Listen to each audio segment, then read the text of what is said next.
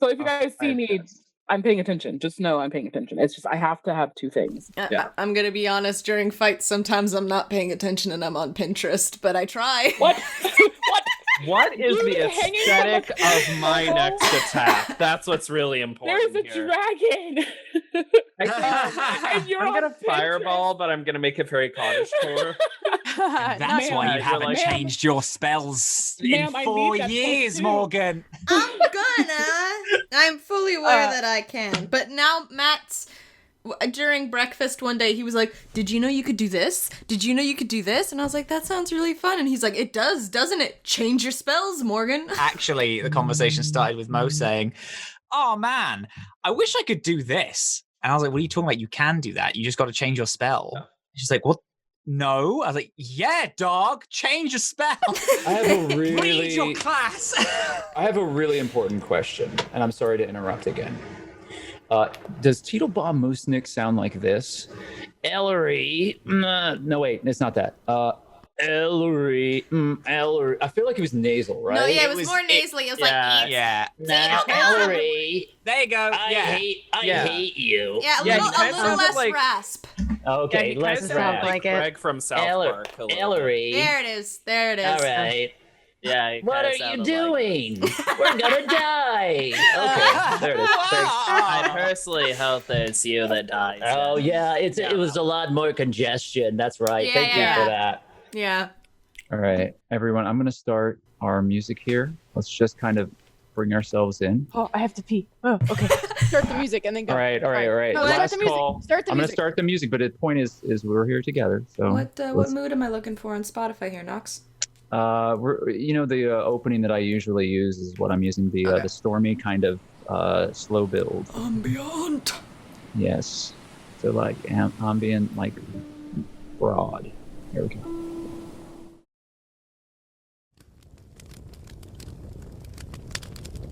The children that were scattered about the floor of the common room looked at the old man, waiting for a tale of faraway lands and heroic exploits.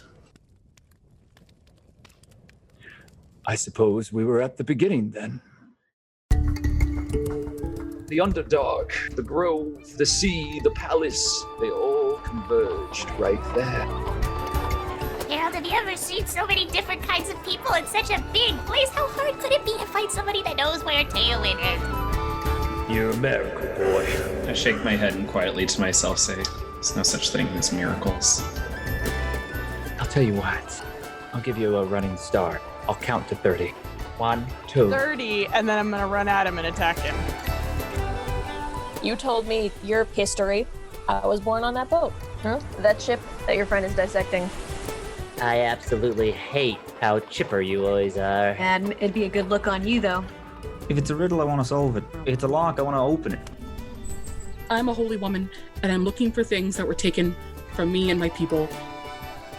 They could not begin to fathom the situation that they found themselves in.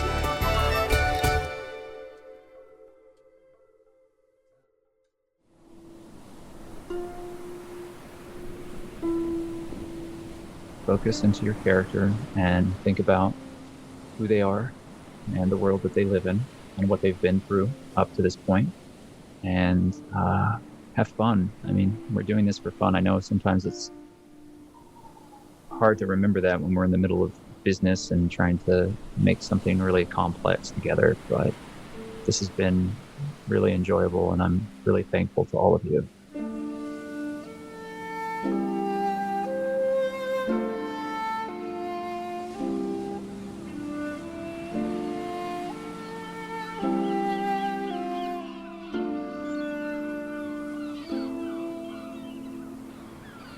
Waterdeep is unlike any other place on the Sword Coast. Ships from all across Abir Terrell gather here. It is a crossroad, an anchor, a nexus. More than just ships pass through its harbors. The elves once dominated these lands. And when they did, the weave of magic was strong. Their power was timeless and unquestioned. But as with all things, no matter how impermanent, everything ends. And so the elves have begun a slow removal from the world. Their decline is nearly complete.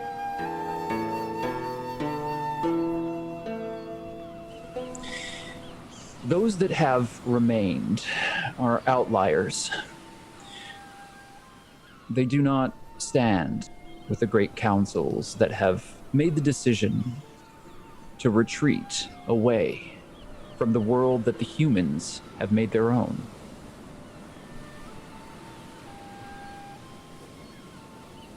But still,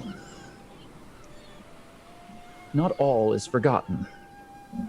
And there are remnants of the slow and magical time that the elves once dominated. Powerful sources of ancient magic that run through this land. Items that contain not just the memory and artistry of that time, but the spiritual force of a world where anything was possible. And there are those rare few who carry within them a spark.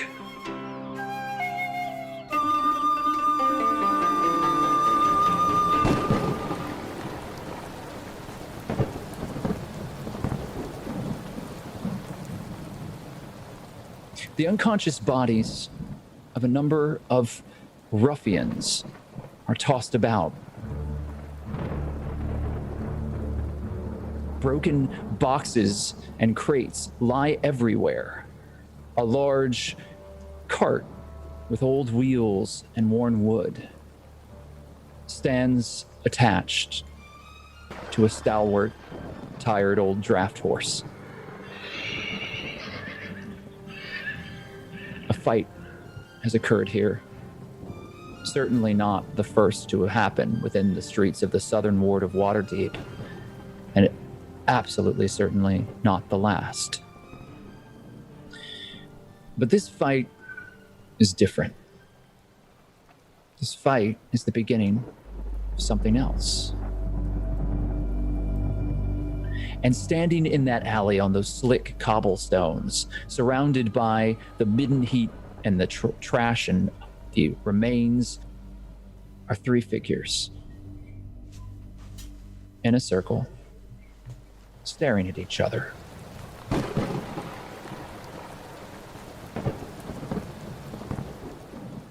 I don't know about you two, but I think I'll go to the inn that fellow told us about. Bless you. Even if it's just a room for the night, you know, if we hear him out and we don't like what he has to say, we can go our separate ways. I'm also a big fan of getting out of this rain. Yeah, I mean, I'll go where the goblin goes, so. Oh, there's no time like the present. I'm gonna go check on our horse friend, please. Yeah, so over at the back end of the alley is the horse. Just has kind of sleepy, sad eyes, looks over to you curiously as you come closer. There's a skittishness to this horse that whenever anyone gets near him, he seems to move away. Just doesn't seem like the horse has been well treated. No! Oh, sad horse. No. Okay, I'd like to raise my hands up as I go to him and speak very softly and kindly and just say,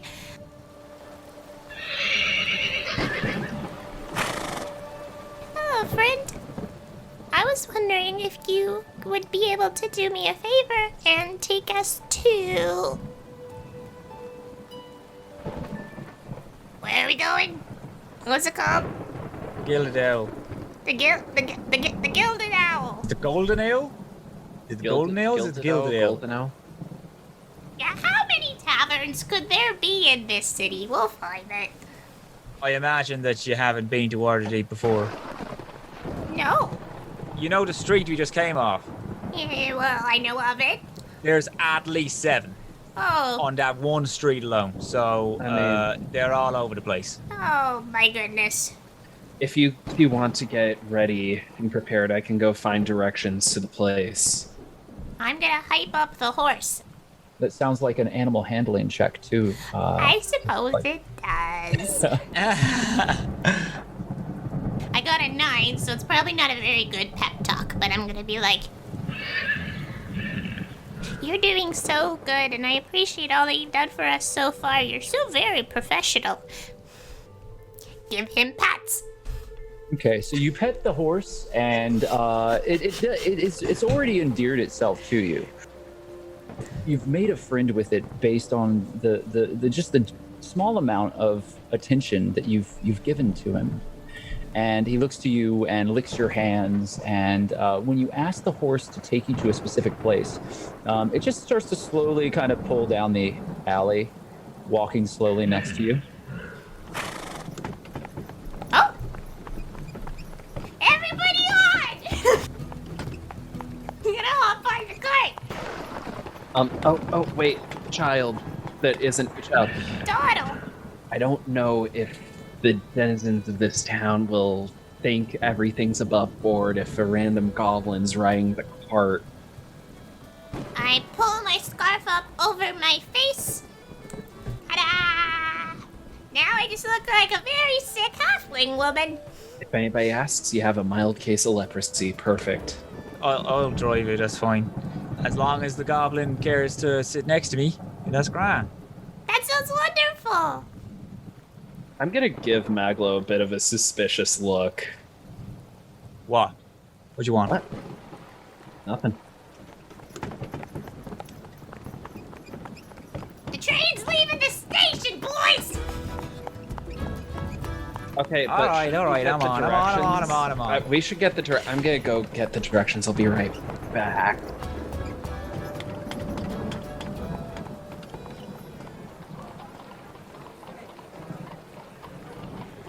And where are you getting directions from? I'm just gonna see if there's maybe like somebody running a stand nearby, or like a local shop, or anybody that you could just like. Okay, so you start heading to one of the meat pie vendors, and as you do, you see that it is a stall that is very simple. It has a ragged canopy that has stripes painted poorly across the top of it. The wooden facing of this counter is deteriorating. There is an elderly woman with a hunched back and a kind of a sunken, saggy face, moving about, placing these parchment-wrapped meat pies out onto a tray very gently. A meat pie for you, sir. Tell you what, I'll take 3. By the way, I was wondering, do you know the directions to a place called the Golden Owl? Further in the southern ward, off of Coach Street, I believe. Yes, Coach Street. Old building, but they have they've made it some sort of library or something. I don't understand why you would wish to get an ale and read a book. Sometimes people just really want a boring afternoon, I suppose. You're so... She just like reaches over and grabs your hand, and she has like these old like parchment like hands, and she pats your hand and pushes the 3 meat pies out. That will be 2 silver pieces, please. Hawke opens up his pouch and he pulls out 2 silver pieces.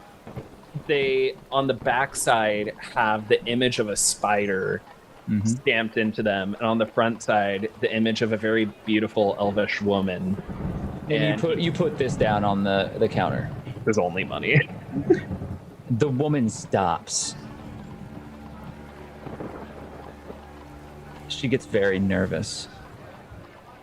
She looks at you, and the jovial nature has dropped away from her face. She swallows hard and takes the coin. and you can tell if you make an insight roll, something is amiss. I am going to make that roll. That is an 8, so not good. All right, so you don't know. You do feel that the prices are strangely high, and the woman is clearly having some sort of problem at the moment with something that has happened, but you don't know what it is. And so she looks at you and hands the pies. Coach Street. You'll find it on Coach Street, sir. Please, here, take this coin back. It's only one silver for you, sir. No, ma'am, please. I insist. I didn't mean to offend.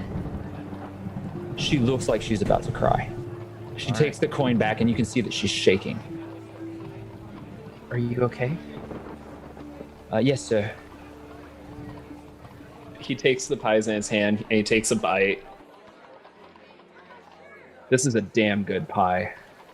She is sweating, and she is looking around and is not comfortable in this moment. But she just nods and smiles in a very forced way.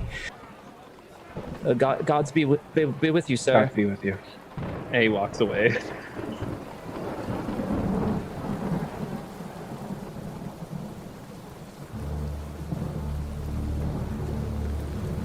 So, given the fact that this alleyway is strewn with the unconscious thugs, it takes Doddle and Maglo quite a while to turn the cart around and to make sure that they're not, trampling over unconscious people as they're pulling this cart out.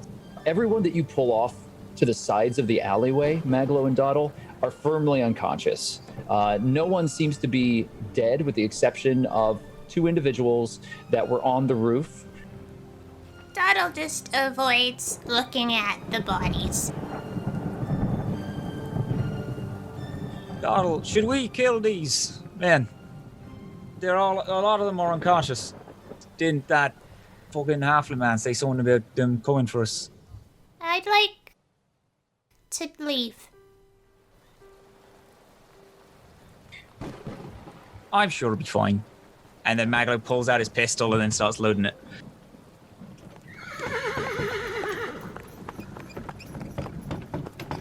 So, what do you know about Tewin? May I say Doddle was looking very nervously at Maglo loading his gun while asking about Tewin. All right. And so you go back. Yeah. The cart, yeah. Everything all right here? Didn't the halfling say that there were some people after us and it was these guys? They're all knocked out. I was wondering if we just take care of them now. Those that have passed. Those that haven't. It's not their time. Or are we going to make it their time? Or no, we're not. All right. Hawke's going to climb up on the cart.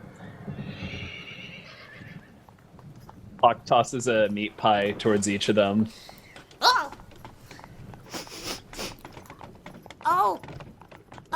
Thank you so much. I appreciate the kind gesture.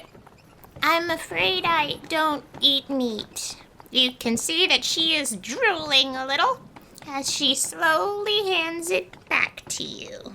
And so, Hawke, you have another meat pie back in your hands, and the one that you're eating is not good. You have not had hot food in quite a while. You know that to you it tastes much better than it probably is, but this is not good. All right, I've never met a goblin that didn't eat meat, but... I'm a bit of an oddball, what can I say? You're a goblin who don't eat meat. Mm-hmm. And you know about Tewin. Mm-hmm.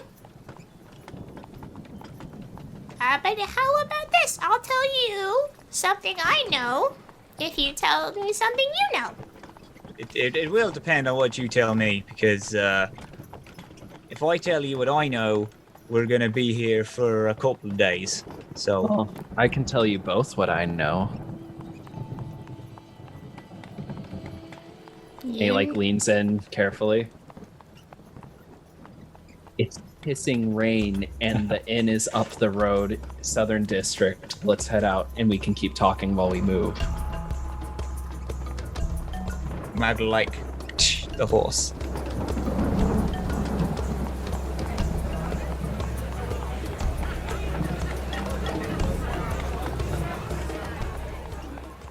Okay, give me just an animal handling check, and this is just so that I can keep track of how the horse is reacting to you over the long term. Oh, not 20, boys. Yeah. The horse is reacting very pleasantly to you and Doddle. It doesn't seem to care too much for Hawke and his meat pies, but that doesn't seem to be slowing him down as he pulls you through the streets happily. And off to the side, you see the large wall of Waterdeep, not too far in the distance, with buildings that are built right up to the side of it.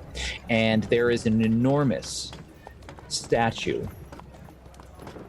It stretches up above the city wall, and it looks as if it were 80 to maybe even 100 feet in height, towering over some of the buildings themselves. It is a giant, a monolith.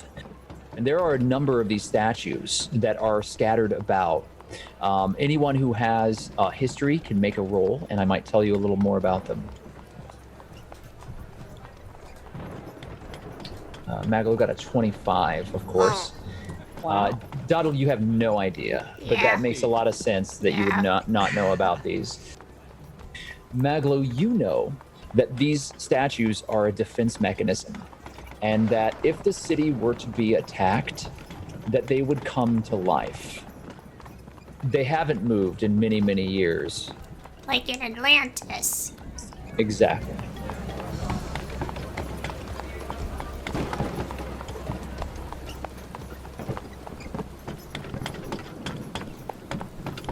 As the cart kind of pulls you through, there is a small cul-de-sac. You see a sign hanging outside of. There's no building attached to it. It's almost like a street sign, but it has upon it a very large metal plate with a gold-leafed owl with outstretched wings. And anyone who speaks or reads Common sees that upon this sign is emblazoned Golden Owl Tavern. And then there's an arrow pointed into the cul-de-sac.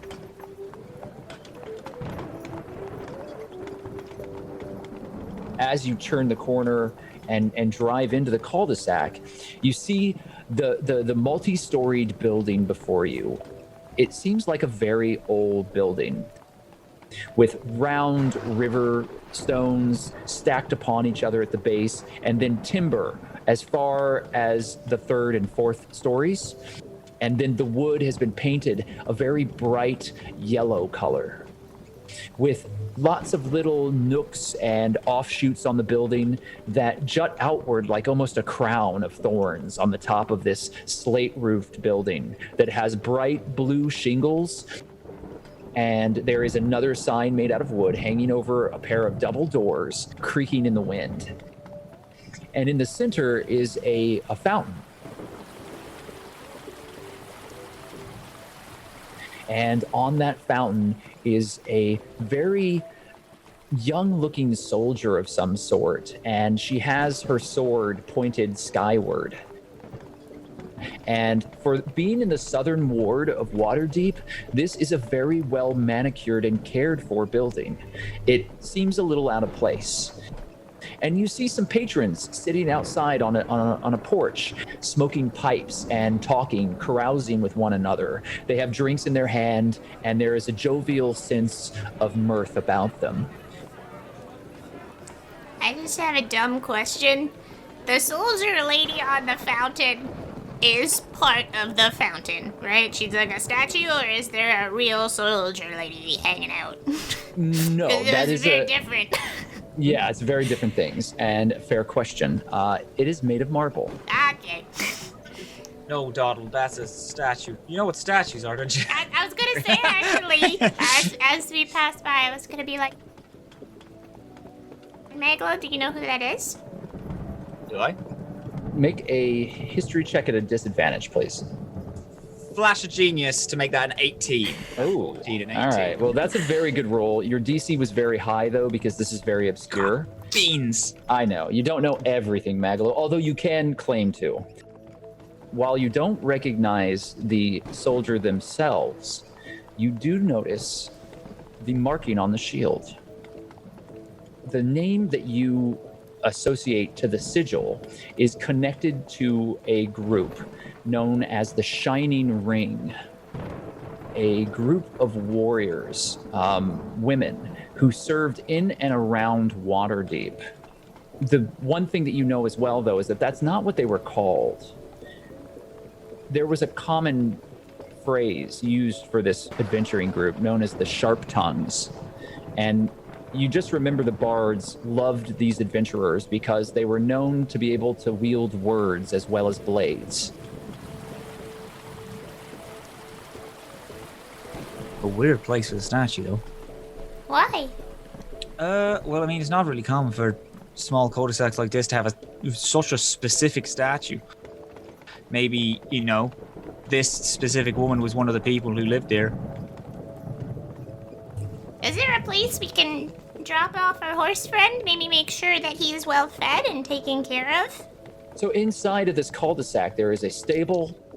You do see a young boy with dirty blonde hair, very scraggly, thin build, wearing breeches and a very clean shirt, but you can see that they're wearing an apron that's a little too big for them, and there's splotches of grease and dirt smeared about it.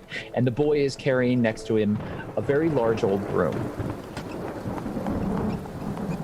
The young boy waves you down and kind of rushes out into the rain.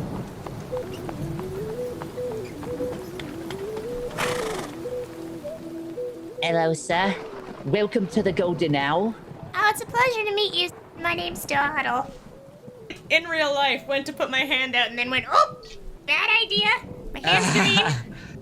The young man has your hand, Doddle, and looks at it, stops, and then you pull it away. I'm gonna jump off the cart. Thank you so much. I'm gonna hold out my hand. I apologize. My leper gnome friend has a bit of a skin condition. Not leper gnome, sorry, deep gnome. My deep gnome friend. Could you not? The young man looks at his hand and then looks up at you, and then just kind of like wipes it on his apron. Can we get a place for this horse?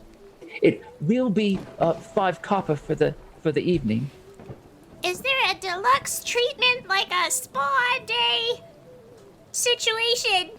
I mean, we don't need that. I think we do. This horse has had a very rough day, sir. I promise to brush your horse twice. I turn to Maglo. Do you have 6 copper by chance? Hey, I want to pay. Can I pay? You want to pay? Yeah, I want to pay. Can I pay? Do you have money? I was going to ask, what does Evermeet money look like? It is very fluid-looking shapes and beautifully crafted. Each piece is like a little sculpture.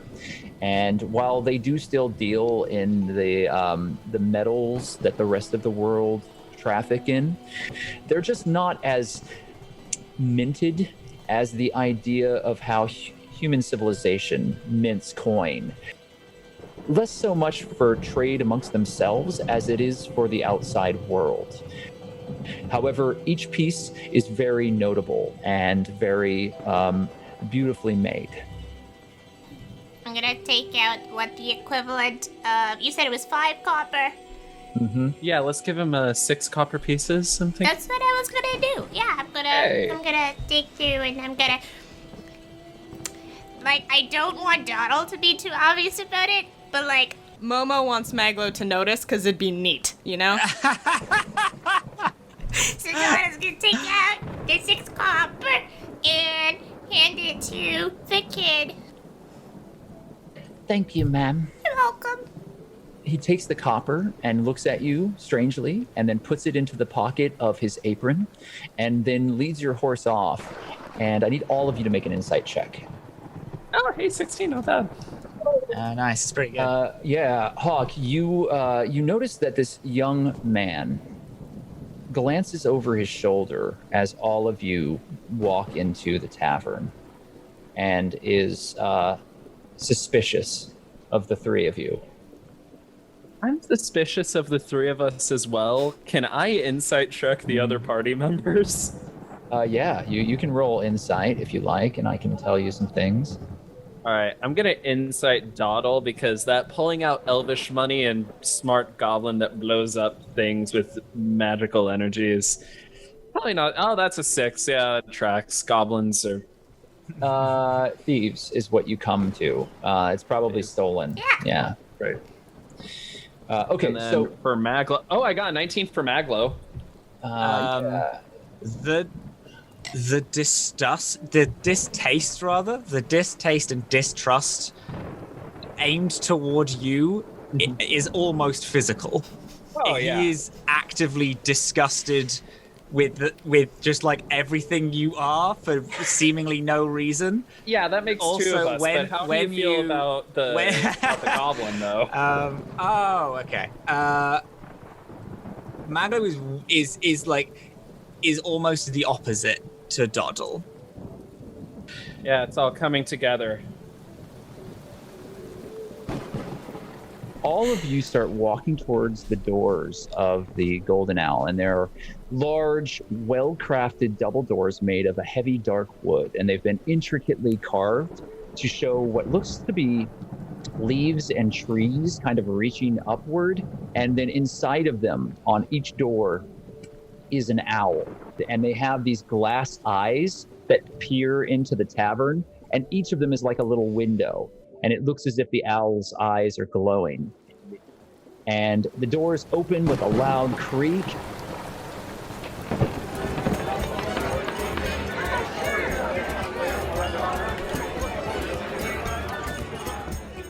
The warm smells of hot, fresh bread, well-cooked meat, and pleasant wine wafts across the floorboards to you.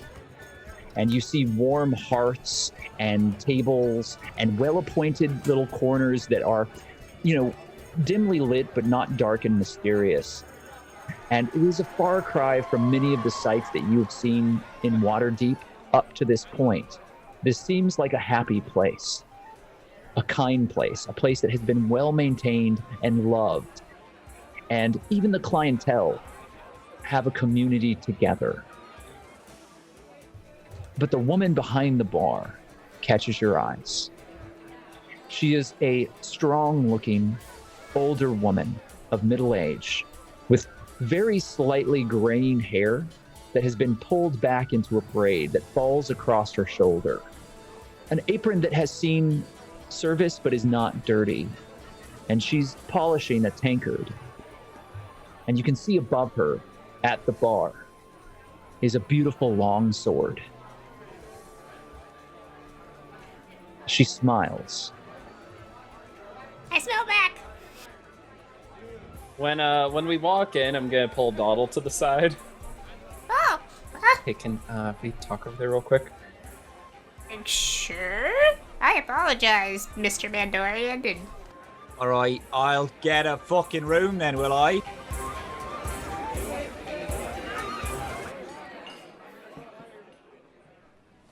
June.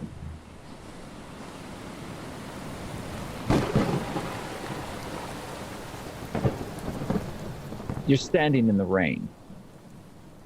The dock ward is stretched out before you. There are filthy streets, and the homeless are milling about, starting fires and seeking shelter from the downpour. Night has fallen, and behind you are the sewers. And your strange tabaxi ally is now gone. What would you like to do? What do I see around me? There is, off to one side, a very ramshackle-looking building with holes that have been very hastily patched, shattered shingles, and a broken overhang. there is a ramp that has been repaired more times than perhaps the original stairs ever stood.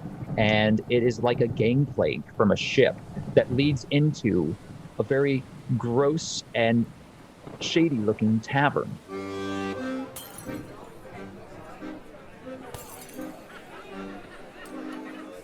June just kind of just like gag from the smells. Is there anyone old around me? Interesting question. Make a perception check for me. I'll do that for you because you don't. Yeah, no. I roll your perception checks. So, on the porch of this tavern, you see a number of elderly men playing a game with stones and coins stacked up between them. And there seems to be a game board that's laid out before them, and you hear very muffled argument between the two. Okay. June's gonna like pull herself together and confidently walk over to those gentlemen. Okay, so you begin walking over to the two older men that are playing the game. Yeah. And as you approach and get closer, the two men stop and stare. You're a lovely young woman who is covered in muck, who's walking up to them. So they do seem to be taken somewhat aback. You can make an insight check if you like. 8. You don't sense any danger. You think that they're genuinely confused.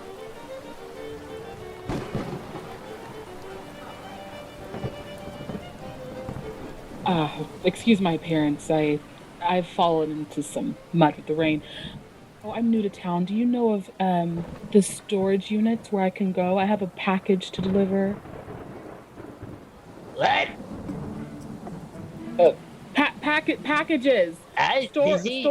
Did she say she's looking for packages? Storage units. No, she says she's looking for a storage unit. Just be quiet for a moment and let the young lady speak. You're always talking in front of people, Terrence, and you never get them a moment. Sorry, you miss your excuse. The missus allowed me to come out today. Quite a good day. You were saying? Yes, I have some things to deliver, and I clearly, as you can see, am very, very lost. Did you walk out of the sea? I know it looks like it, right? No. She didn't walk out of the sea, you twit. Clearly, she's been robbed. Yes, robbed is actually a very good word for it. If someone had happened to, as you can see, stolen a very pricey item from me, where would they have taken that? Oh, I see. You're looking for the black market. The black market?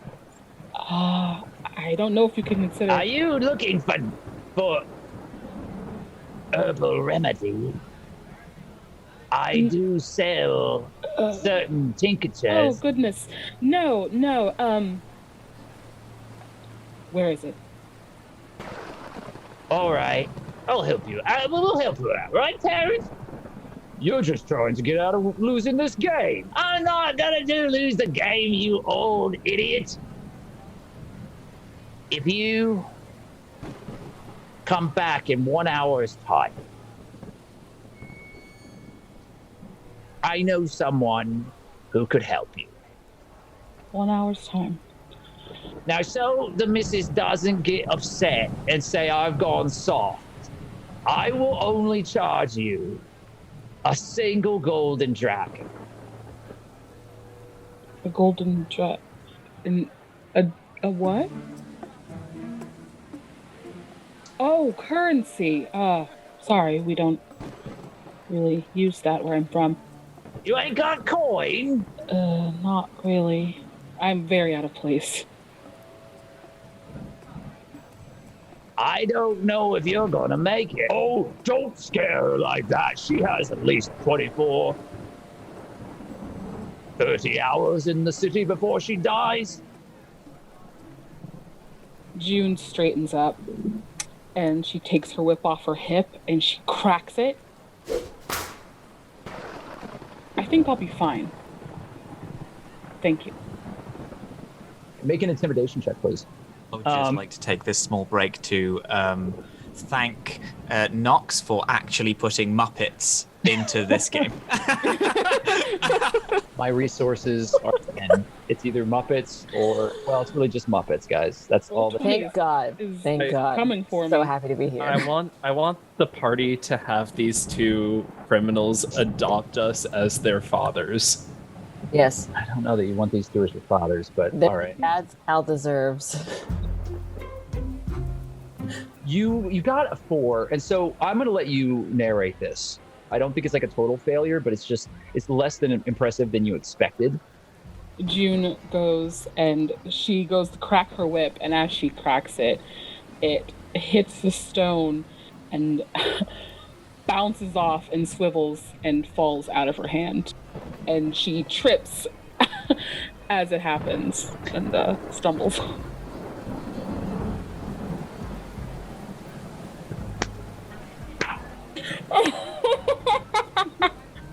Oh gosh! Oh Ear man! to ear, they are grinning like Cheshire cats, and they have straightened up.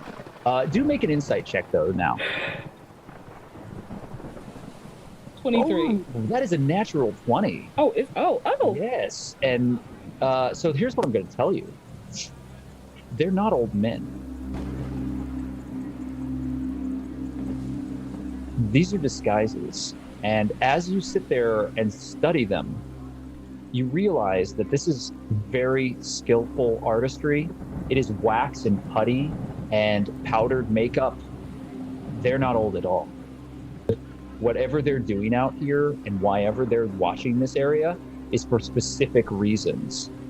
And you come to the realization that while they're being playful and kind to you, they're milking you for information. Well, I just thoroughly made a fool out of myself. Clearly, I can't help pay for information, so I think I'm just gonna see if someone else will help me. I'll be here if you find one of them golden dragons. We'll be here. Yeah. Playing our game. I'm gonna beat Terrence. And you walk away, Yeah. and their carousing continues.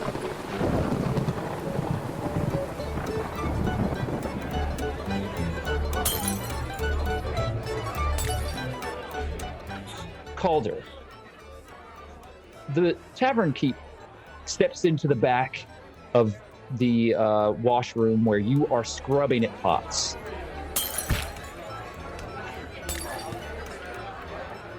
I don't know if I've ever seen anyone clean that pot so well. You might be worth keeping, boy. Cal's eyes just go wide. He looks down at the pot, like, is the pot clean? No. Yeah, okay.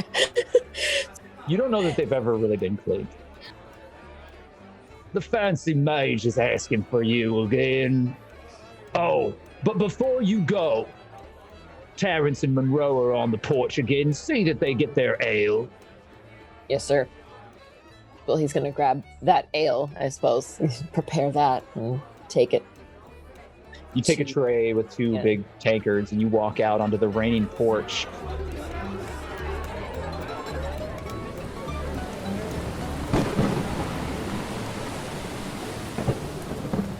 Hello there, lad. Hello, boys. You ordered this? Thirsty I am, thank you. And they take the two tankards and cheers each other, laughing. You don't know what they're so happy about. Do you go back into the tavern? Yeah, I guess I'm gonna take a look around just to make sure nothing weird is happening. Anyone else that I should take note of? Yeah, you don't see anyone else. And it's back inside to the mage man.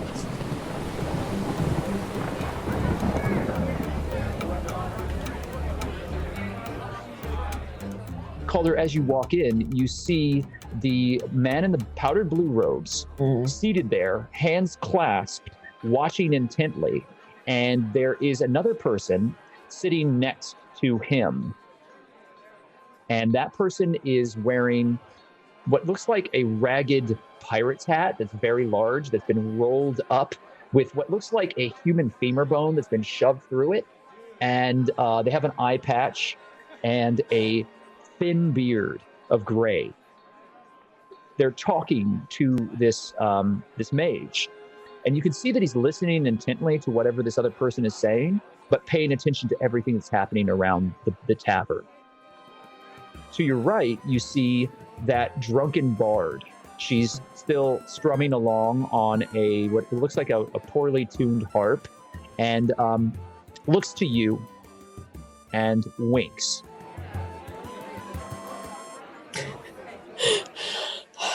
Of course. Oh, okay. So, I think Cal's gonna go up to the bard, and nod, like a very tiny nod over to the strange pirate-looking person, and go, "What's their deal?" That one always comes in and talks the ear off of the blue fancy one. And I often think to myself, oh, they're going to kiss now. But they never do. And I'm always disappointed because I love love. Oh, look, what a waste. What a tragedy. Oh, thank you. I'm glad you think so. I've been drinking since noon, and frankly, I forgot that I was performing. It's all a muscle memory, right? You're probably... I'm a professional. And Exactly. she thrums her hands across the harp, and a string breaks.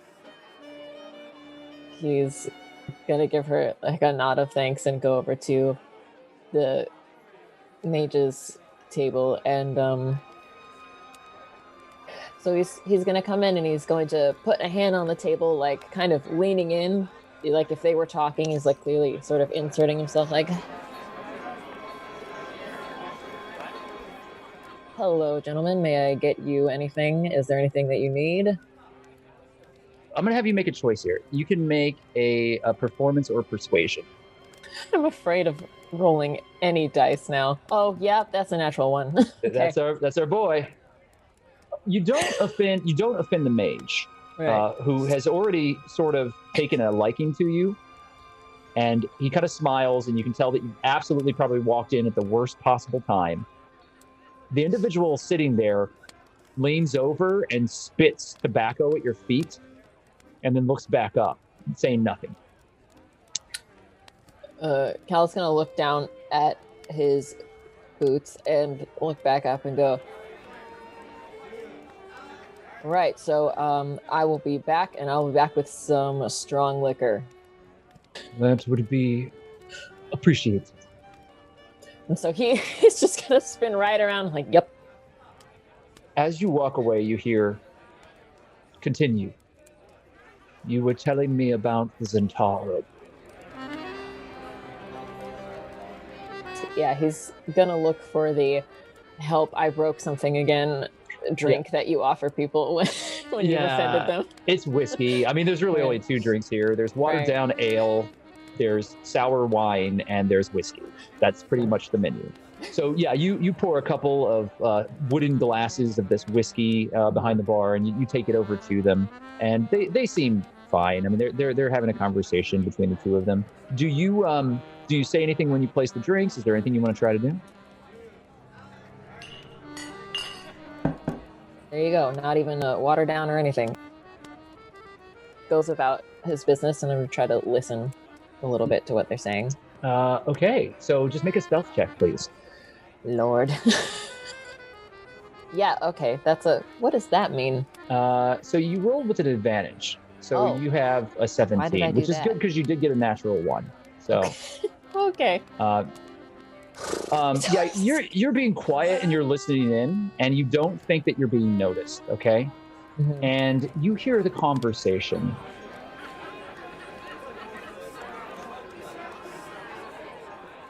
There have been a number of magical creatures that have been brought into the ports. We don't know what they're planning yet, but we know that it is happening quickly. I need you to pay closer attention to everything that is happening on the docks. Of course, the services of my friends don't come cheap.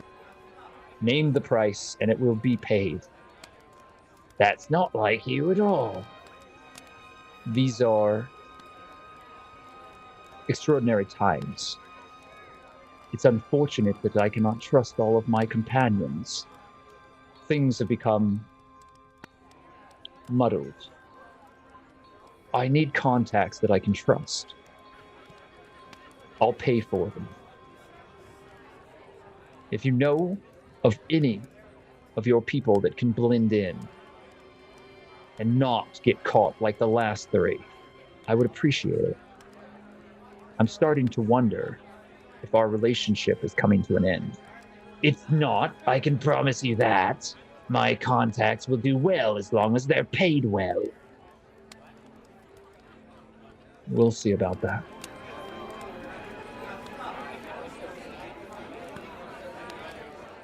After a while, the man in the pirate hat stands up and shuffles out. Calder, make an insight check. That would be a 1. I don't know what to say, my friend. Today is not your day for rolling, but I'm okay with it. It hasn't been my month for rolling. I don't know what's...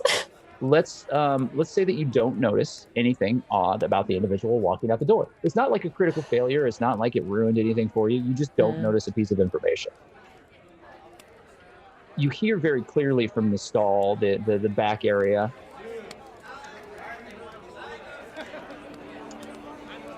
How much of that were you listening to, young man?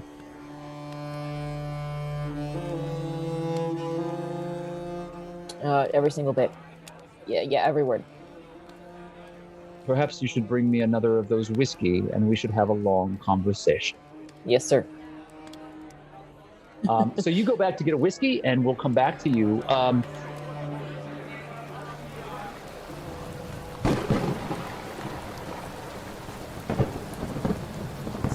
Ellery, the streets are wet, and you're moving back towards your rented room and the warehouse area where you were working after your rather fruitful visit to the southern ward of Waterdeep. What would you like to do? Was I given anything to really think about before I left the Inquisitor's office? I don't want to speak openly. Okay. So you have made an arrangement that is very profitable. You've been told to go about your business, pick up your life where you left it off, and you will be activated when the time comes. What time of day is it? Well, it's evening now, and it's very late in the day. The last bit of light is disappearing on the horizon, and all of the lamplighters are out in the street, lighting oil lamps, and you can see cook fires and things start to create a glow within the city streets. The one thing that you can't see that bothers you, though, are the stars. That they do get kind of drowned out. Yeah. And that's a bummer. I would be sad that I couldn't see the stars.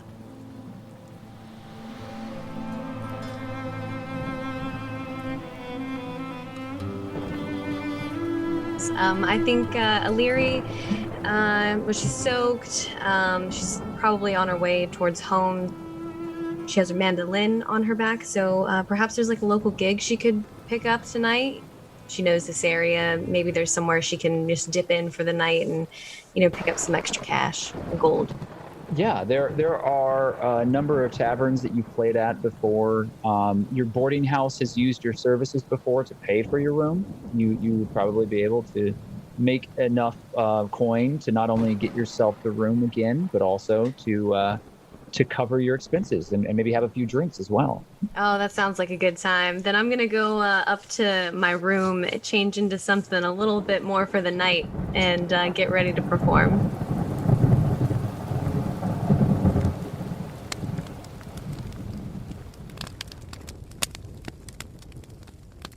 Okay, so you're changing and you're actually getting ready, and you hear very clearly,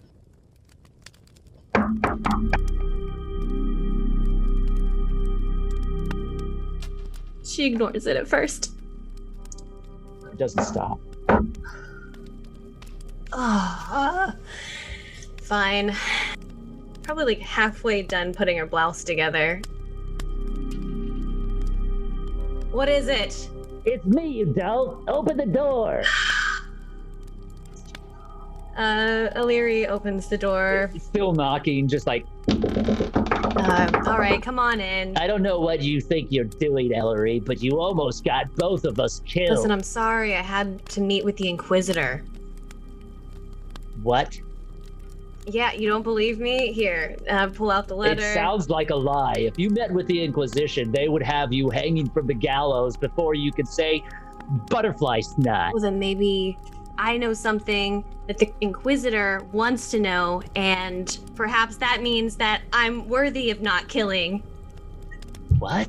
Are you gonna kill someone, Ellery? Listen, that's my business, not yours. What do you want? I hate you. I came here to tell you that if you're not in the warehouse when 6 bells ring, that I'm gonna make sure that you get fired this time, and that I don't care, because you almost got me killed by the grasping eye. And I'm tired of being on the losing end of all the nonsense and chaos that you create around here.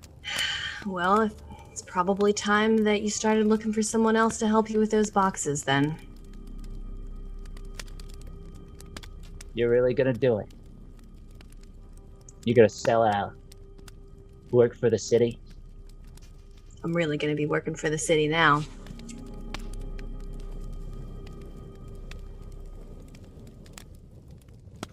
Oh, it was nice working with you while we had the chance. Yeah, but, I hope you fall down some stairs. I'll be thinking of you when it happens. Teetlebum walks out the door, slamming it. He stops for a minute. He stops for a moment and then looks back. You think he hates you?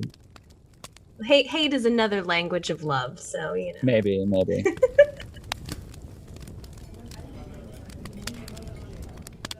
So you perform that evening down in the open common room of the inn that you have been staying with. What do you perform, Ellery? Whatever my soul feels like playing tonight.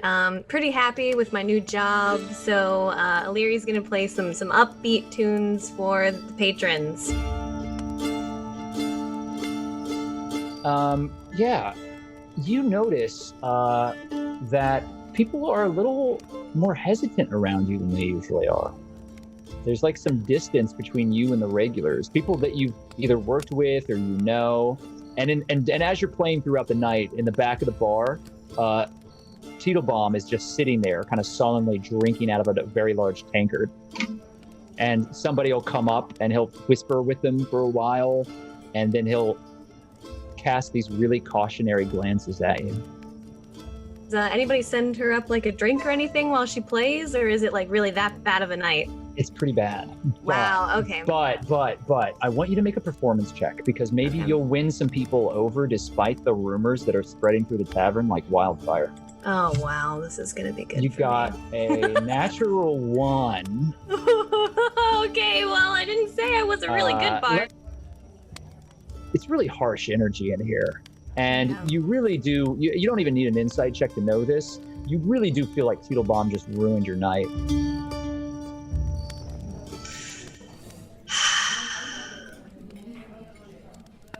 Well, this one goes out to you, Teetlebum.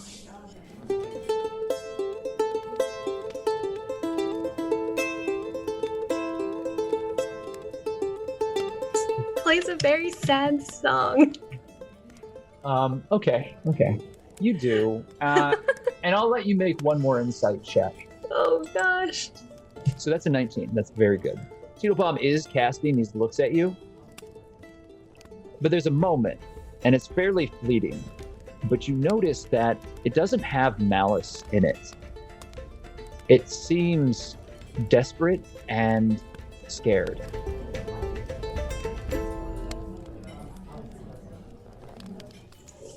Elerie would like to pack her stuff up and leave. Yeah, so you move out, and like people are whispering, and you can tell that the whole tavern is sort of like cautious around you. Like people are walking around you. That's good. Yeah, you should. And you stalk up the stairs and back to your room, having made very little coin. However, your room is still covered. The tavern keep stuck to their word and hasn't, reneged on that. And you make your way back up to your room.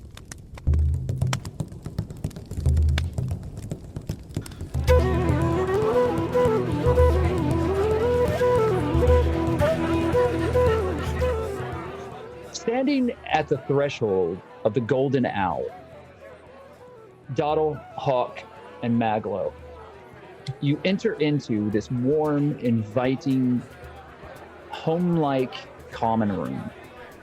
Seated in the back end of the bar is a figure that you recognize. So I'm sitting in the back of the bar. I'm like in the corner, like back to the wall. There's no food or drink on her table. She's just waiting patiently with a stern look on her face. Can I wave at her? I don't stop waving till she reacts. You are definitely waving. Everyone in the bar is looking at you. Some people kind of hesitantly wave back. I look at them and I go like, no, not behind. And then I just keep waving. This older halfling man kind of looks sad and walks on. Oh, no, wait, can I run up to him and be like, oh, I'm so sorry. Hello? No, it's all right. No one likes me. Oh, I like you.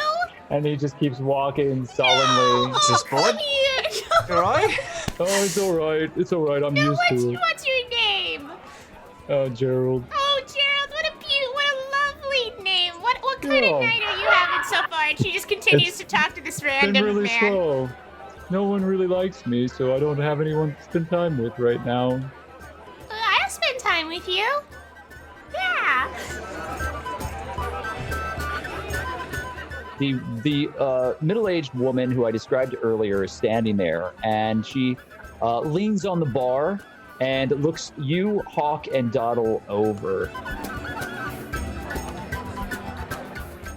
Well met. Welcome to the Golden Owl. Hi. I understand the three of you meet the requirements and the descriptions of a certain shared friend of ours. You'll be taking the back room tonight. Why? You are friends with Fiddlescratch, are you not? No. Understandable, yes. No. Who would be friends with such a scoundrel? And she turns and starts working across the back of the bar. Have you got, like, a vegetarian meal? She motions, and a large, ponderous turtle walks up to you. And has a large kind of turtle head. This is a turtle person, right? And they have an enormous shell, and they're wearing an apron and leather garb that's kind of strapped across them. Looks like they might be 1,000 years old. Eyes that kind of look at you slowly. They seem kind of milked over, but you can see that they're perfectly able to see you. Chews on a bit of old piece of stick out of the side of one mouth. Hello there. What would you like today, my friend? So much I'm going to cry.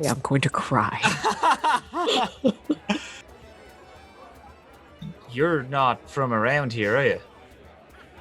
I've lived in Waterdeep for quite a many years.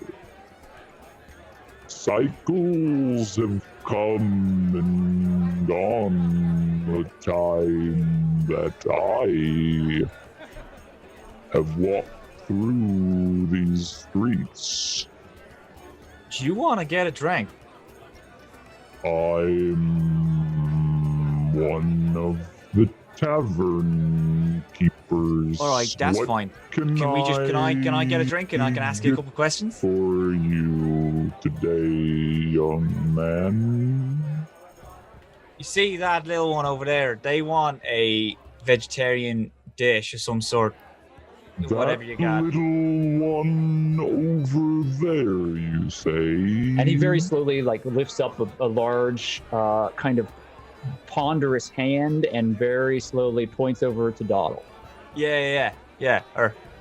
And you would like a vegetarian stew?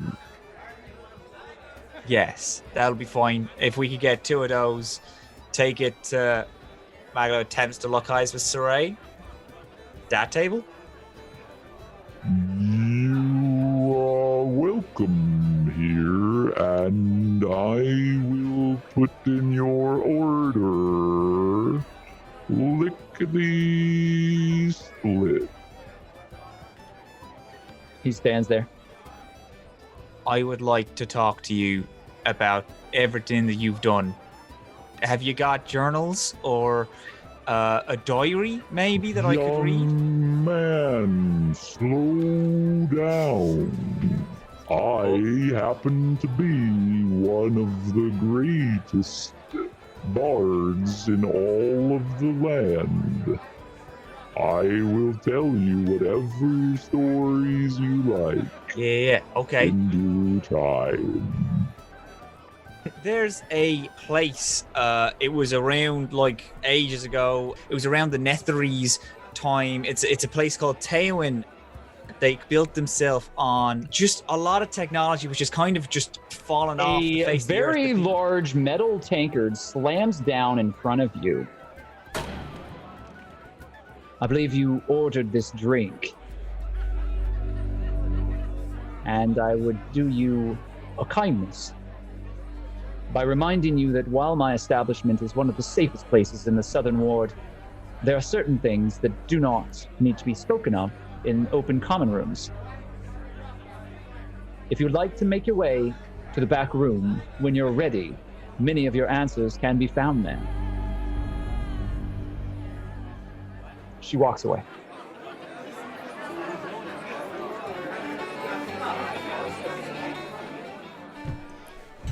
So do you think that you have a problem connecting with people because of a potential traumatic event that happened in your childhood? Doddle. What? Sorry, Maglo? We're going into the back room.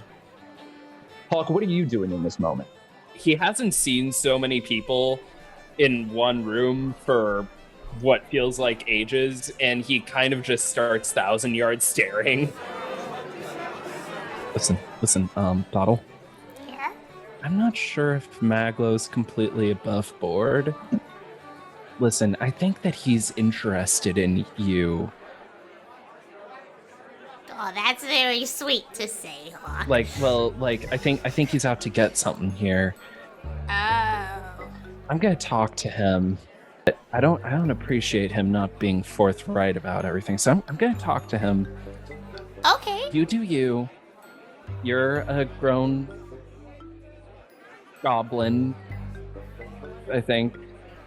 Well, he was calling me into the back room, so how about this? I'll give you guys like a 10-minute head start. You can have a little heart-to-heart. Perfect. Cool. Excellent.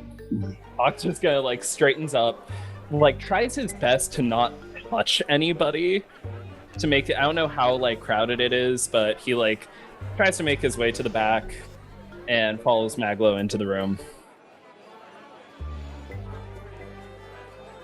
So you follow Maglo back. There is another large wooden carved door, and there's the same sort of tree with an owl carved upon it. An old suit of armor on one side of it. Hanging on the opposite wall, a series of shields that match the shield that was on the statue outside. As you approach the door, you push on it and nothing happens. There's a little gleam, and the door unlocks with no one in front of it.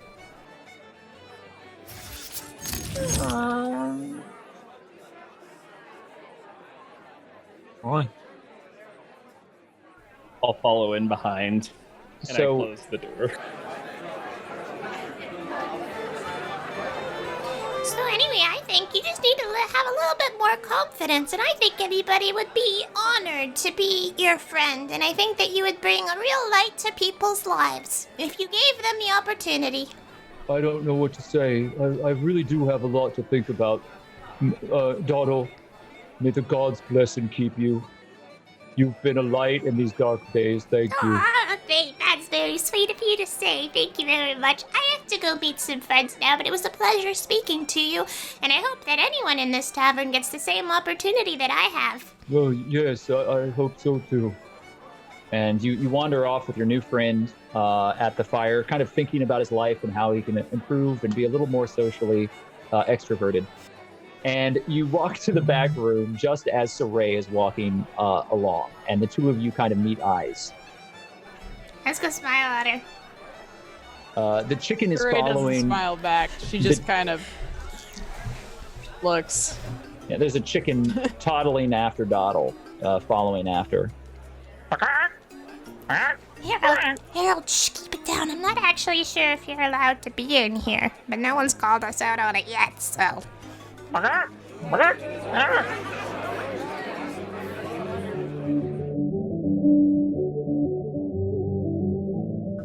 Maglo, you and Hawke entered first, and what you see is an elaborate library that's in the back of this tavern. And there are 3 stories of shelves that reach up into the top points of this building, and there are walkways and spiral staircases all throughout it. It's a circular room. And in the center is a long stone tower that has a 3-sided hearth inside of it. There are stained glass windows that are bringing some light in. You can kind of see the flicker of the lamps outside through those stained glass windows. And there are lush couches and tables, small study corners. And Maglo, as someone who has spent a great deal of time studying abroad and pushing through dusty tomes in some of the greatest libraries in many of the lands of Faerun, you find this to be very impressive. It's not on the scale of an actual library, but it is immense for a private collection.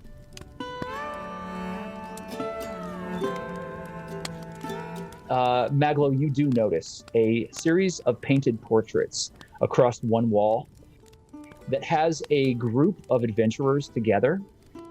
And there is a woman that is clearly the barkeep, younger, standing alongside another woman who looks similar to her, a very broad, powerfully built dwarf in armor, a woman, and a large one-horned minotaur. One horn looks like it's been completely broken off.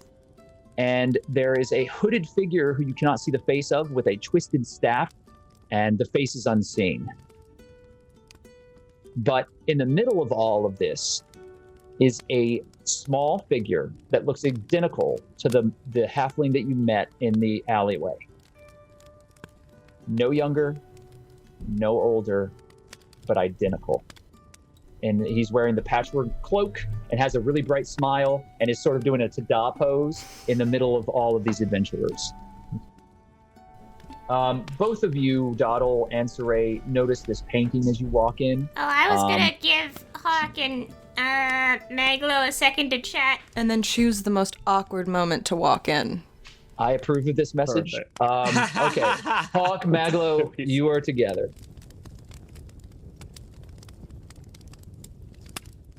I turn around, I put the book on the shelf, I make sure the door is closed.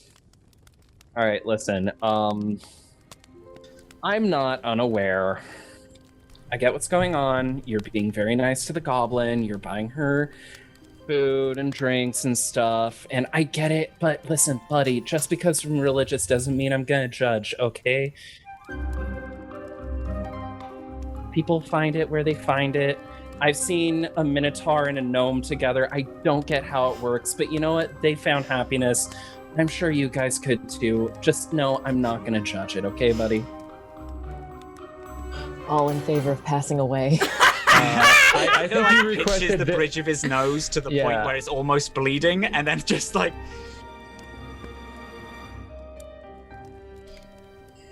All right, listen, I've had crusty Shut old the fuck religious up. people. Okay. No. Right. Shut up. I think at this point, I'm gonna just walk in and just be like,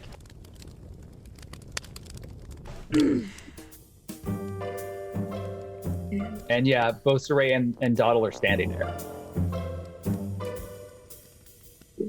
Whoa. Sir. Mr. Fiddlescratch! Hello! You don't see Fiddlescratch or his brightly colored cloak anywhere in the room, but there are a number of very studious-looking patrons that are scattered about, and they're reading in corners. Everybody can make an insight check if you like. Yeah, 14. Okay, so Doddle, you notice. 16. Yeah, Doddle, you notice that there are a lot of people in here. They're being very respectful of your space, but they're clearly not just reading. They're keeping an eye on you, all of you. And Siraye, you know that the people reading are not just scholars. They have little pouches and little bags. You see a wand in a sheath on the side of one of them. They're clearly spellcasters. I am uncomfortable. I am uncomfortable. I am uncomfortable. is Doddle actually singing that, or is that just inside Is that Doddle's head? Doddle or? In her head. On a loop. Okay. Maglo's gonna look through the library, just trying to spot if there's anything of note, or if these people are trying to scalp him for his information. Because clearly they're adventurers, and they probably want something from him.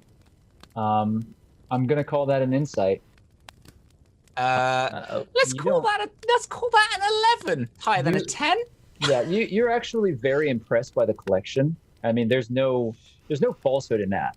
They have a lot of knowledge, and obviously these are people who are very concerned about knowledge. And if they didn't have this library, maybe they wouldn't be interested in what you have.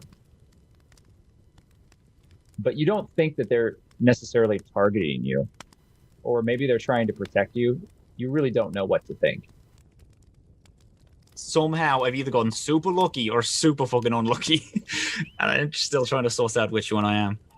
Busby climbs across your shoulder and is kind of digging around, and you see a little light that starts to track on a certain area of books.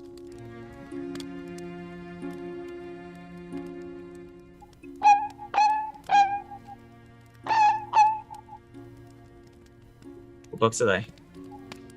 Maglo, you're looking at a series of massive tomes on elven history.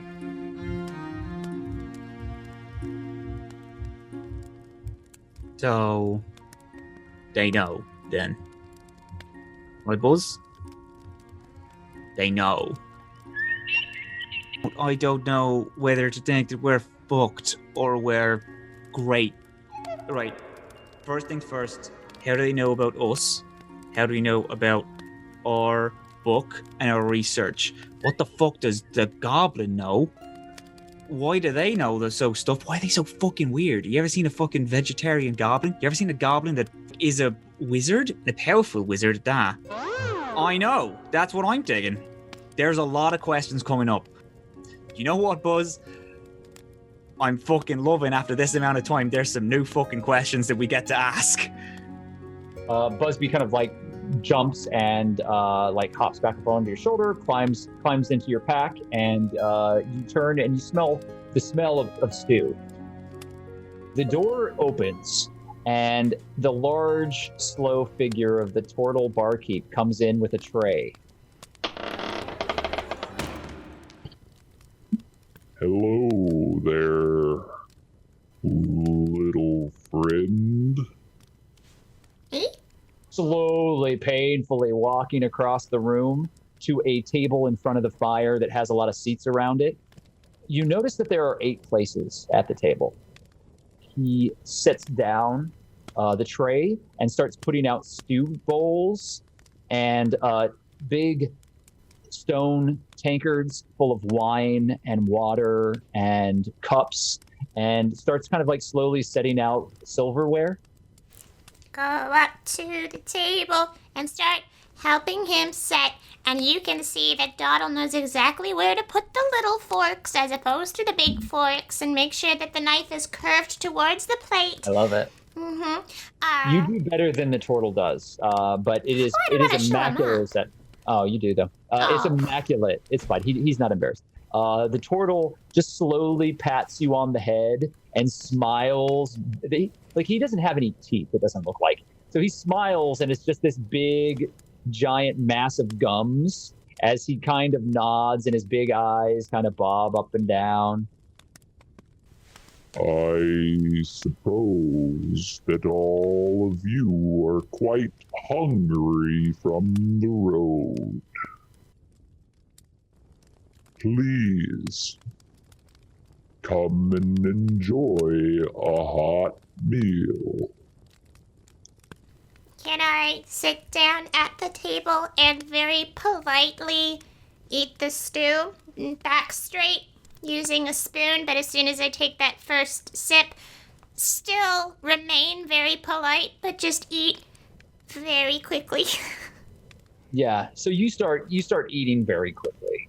Just kind of all table manners are to the side. He is shoveling this down his mouth. And you can see a large pot has been set down, and Doddle is very, very elegantly, though hastily, eating stew in a way that for a goblin, it doesn't seem right. There's something just broken about the image that you can't really... Your mind understands what you're watching, and you understand that you should not think this. Goblins should be able to be whatever they want to be, but you've just never seen this before. And there's a polite sophistication to the way that this goblin is handling this dinner table that is shocking. What has Doddle got on a plate? Is it just the stew? I'll leave that to Doddle. Yeah, just took the stew. What else is on the table? There's bread, and there is like skewers of cooked meat, but there's also bowls of vegetables that are alongside the stew. There's a lot of corn, like corn on the cob, that has been heavily greased with what looks like some sort of cream. Yeah, I'm gonna actually take the bread to fill my empty stomach a little bit. Now, as I eat, just say, "Whoa, there's so much flavor."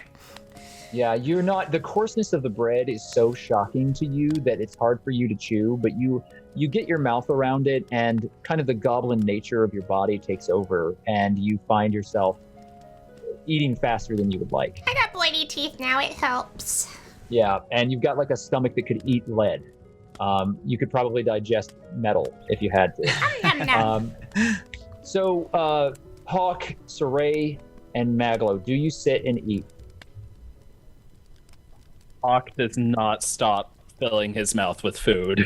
Okay, so Hawke is just going to town. Siraye? Yeah.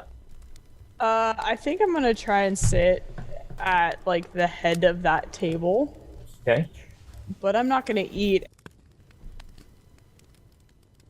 I am very uncomfortable with the energy we have created in the studio today.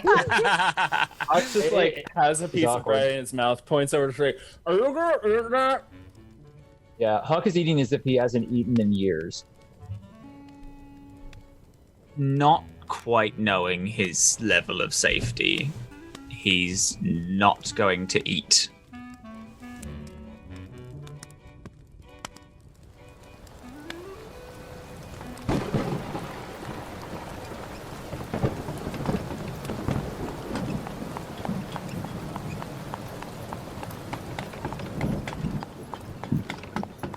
Juniper, you are wandering through the rain-soaked streets of the dock ward of Waterdeep. You hear and see a kind of a mass of people and horses, and above you in the sky, you hear a shriek. And as you look up, you see griffins that are saddled with City Watch guard mounted upon them in full armor, She's gonna walk around and kind of, I'm probably have to make a stealth roll, but try to be stealthy and like see where the most amount of guards are hanging out, like which shipping place has the most amount of like security. Yeah. So I'm gonna have you make a sleight of hand roll. Yeah, great. Come on, Earth. It's a 15. A lot of them have outward show of force of individuals who are guarding. And usually it's one or two well-muscled thugs that are sitting out in front of it. As you go a little deeper, you do notice that there are dark alleys that patrols of gang members are walking in and out of. You come to realize that this search is very much like finding a needle in a haystack. There are so many places that your shield could be, and you are wandering through the streets, covered in muck, drenched from the rain, and utterly lost. She's realizing she probably needs to go take a dip in some water, clean herself off. So thankfully, the rain has been very helpful to you. Yeah. And it has washed off a great amount of the sewer sludge, but you have your white garb is stained, and it will take a number of washes to get it back to its former radiance. So she's gonna look around for an exit out of this part, or like an inn. So you're pushing your way through, and all of the taverns and inns and other areas here all seem rather run down. Okay, so you notice that there is a back alley by a building. You notice a couple of large muscled figures with strange tattoos and shaved heads pulling what looks like a body into the alleyway and arguing amongst each other. Oh no. It looks like a body.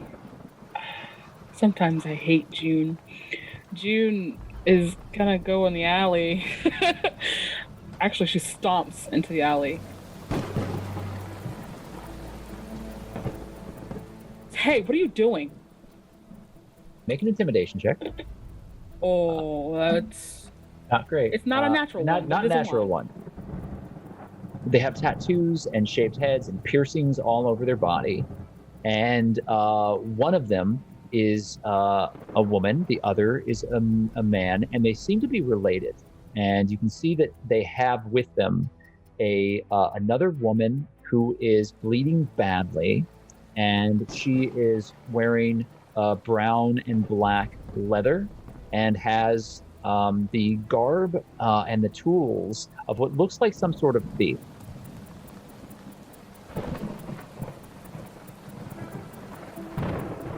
I do not know what kind of business it is of yours. I just see you dragging someone who's possibly unconscious, and if you want your throat slit, why don't you stay around? Is that a threat? Did you just threaten me? I do not threaten anyone. I only state facts. You may count that as a promise. June folds her arms and stands there and goes, "What's with the body?" So you are some sort of hero? You know, if they did something bad, then I'm not gonna fight you on it, but I just want to know why. Clearly, this one is none of your concern. In my mind, everyone in the world is a part of nature, and so therefore we're all each other's business. And either you're doing something suspicious, or that person deserved it. And I'm just asking, did they deserve it? Are you mad? Are you some sort of zealot? Are you preaching to us right now? Are you telling us to pray? Are you a cleric? Do you follow the faith? I do. Roll initiative. This is fun. 9. Okay, so the woman doesn't move, but the man very quickly crosses the distance and tries to grab you. Do you resist? Oh, yeah. Okay, so that's a grappling check. I just need to make either acrobatics or athletics, your choice.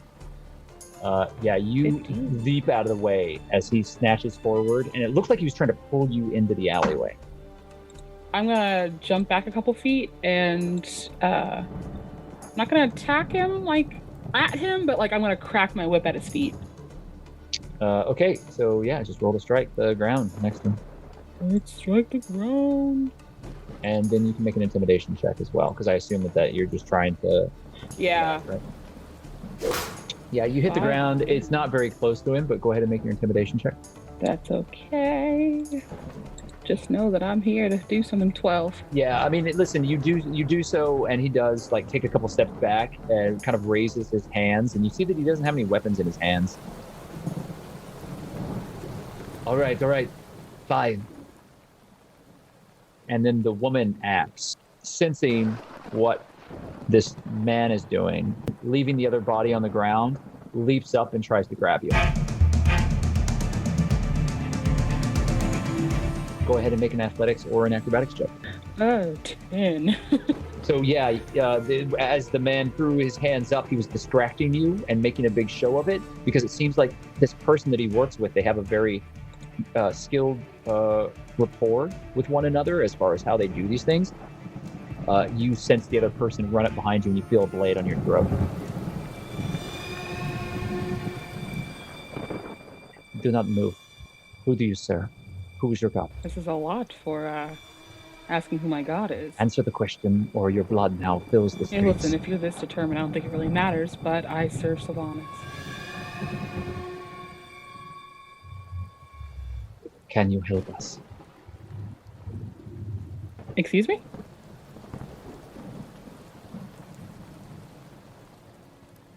Ellery.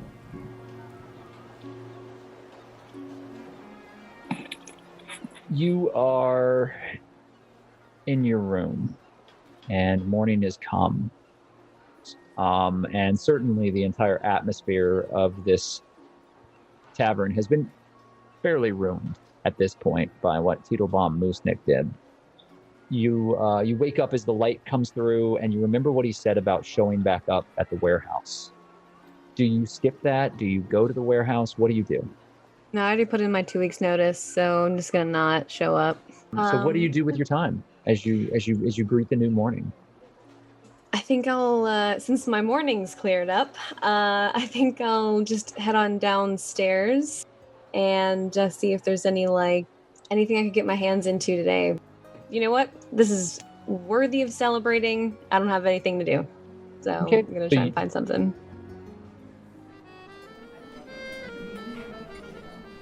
You go downstairs. There is the makeshift altar to Tamora that has been set up here, and there is the same lazy priest who's got his sandaled feet kind of kicked up and a tin cup next to him. Blessings of Tamora upon you, my child. Hey, old man. And I'd like to take a coin out of my pocket and like fling it into the thing. Thank you, my child. Luck will show its way to your doorstep. Seems that you might need it today. What is that supposed to mean? What kind of coin did you put in the cup? The littlest amount that I could, like the copper, and then now just hearing that response, I'll put another one in, just like just looking at him with a very tired look. The faith of Tamora is growing stronger, and luck is building in your corner, but my child, it is not yet here. There is a weakness. Can you feel it? Pray with me now. Tamora's blessing is so close, and yet this cup is so empty. If it were just more filled, I feel that her blessings would be upon you. Do you feel it, my child? Yeah, I feel it. But come on, old man, make it worth my while, and I toss him another coin. Ah, blessings! It's a bright day. Tamora has granted us all great favor. And I understand that you've been working with the city. Is this true, my child? I haven't done anything for the city other than take their money. Ah, good, good. There are individuals about who feel that you're dangerous, worried that you might turn them over to the authorities. We've all been going at this hustle for a while. You know, the man was really going to start coming down on us, so it's probably better that one of us is on the inside. If this is true, my child, then you have nothing to fear, but I would be worried about the bad reputation that is being created. Of course, Tamora can solve all harms, and with the appropriate funding, I believe that we could find a way to put you in good standing with the entire area here in the Dark Ward. What are you proposing? Well, if you wish to be well respected and trusted, I would say that, while great work, certainly is something that Tamora could lay upon the altar of need for the right price. You know, something tells me that they're going to be coming for your lot real soon. Perhaps you can take off the fatherly facade here and we can talk about what's really going on. I don't know what you're speaking of, my child. The faith is strong within me, but I will say this. If you want my aid, you must make it right with the mother. And he clicks at the cup again. I didn't really know my mother, so we'll see how this one did for me. Now give him another coin.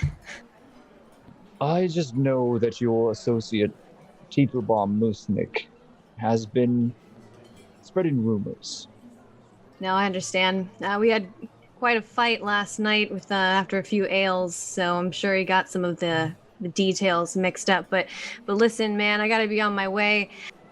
And he picks up the cup and stands up and kind of shuffles off.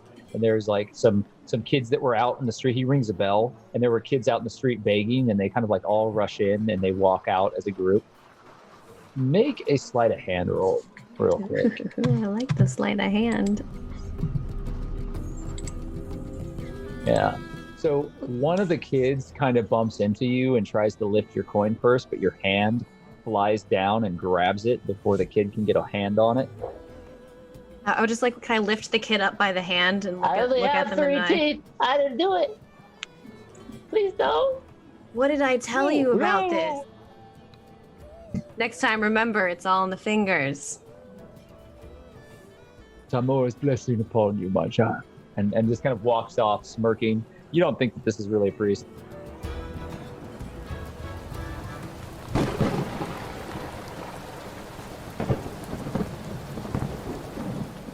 This might sound like completely out there, but could I go to like the last place I recall the siren's call being?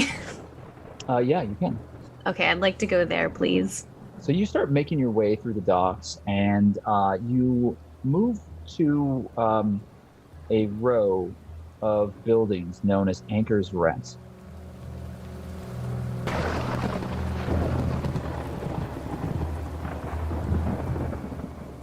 And there is a long, dark, untrafficked dock that leads out towards the sea. And you can see the sea's a little rough right now.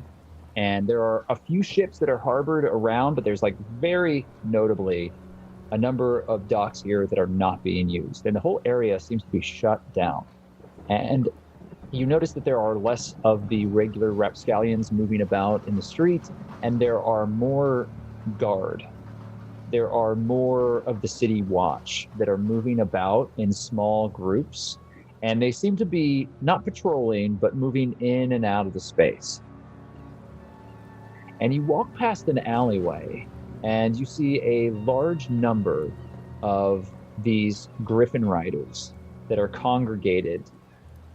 They seem to be conversing with a number of individuals, looks like other inquisitors, none quite as outstanding and noticeable as your friend Sternward. And it seems like there's an active investigation in this general area. Do you want to go too deep into this, or do you want to maybe... No, I'm gonna blow this off. I don't want to be in too hot water. Okay. So you turn and you quickly kind of walk away, and you hear in the distance, "Halt! Right there!" And you turn around and you see a large, well-muscled man who is has a marking of one of the captains of the city watch, and has his hand on his sword hilt, and is walking towards you with 2 other city guards behind him. Oh, I'm so sorry. I've lost. I'm trying to find the right dock. State your name and your business, please. Elerie Seaborn. I was told to come up to the dock and move some boxes around. And you stand there, and I want you to make a deception check, please. Okay. Oh, 8. Well, it's not like a horrible roll. It's not like you're just clearly lying, but you're not doing great. So you say this, and the guard just stares at you.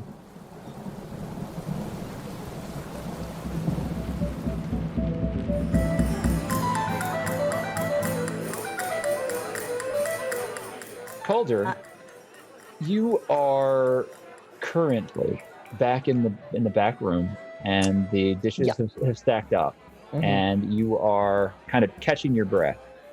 What would you like to do? Who's in the tavern right now? You peek back out the door, and it's really just the tavern keep and 5 or 6 patrons. It's a fairly slow period of time, and the tavern keep is arguing with a hooded individual and has books out and parchments, and they're scratching stuff on paper. I think Cal's just going to bring that whiskey over to the mage then. You do like so. Was asked. Yeah, and so you quickly pour a cup of whiskey, and the mage looks at you.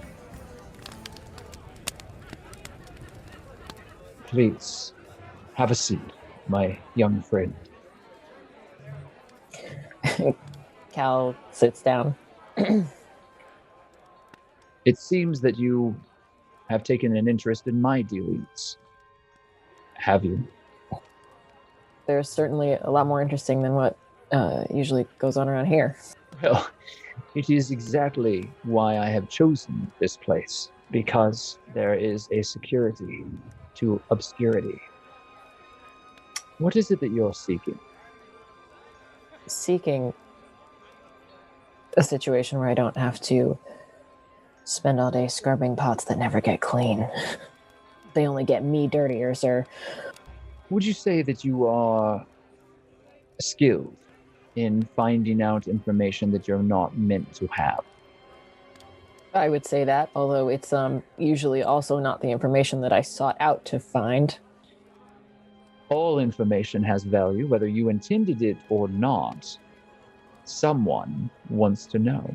It is almost guaranteed. Have you ever considered taking these commodities and creating a situation that was monetarily beneficial to yourself? Commodities? Information. It might have crossed my mind once or twice.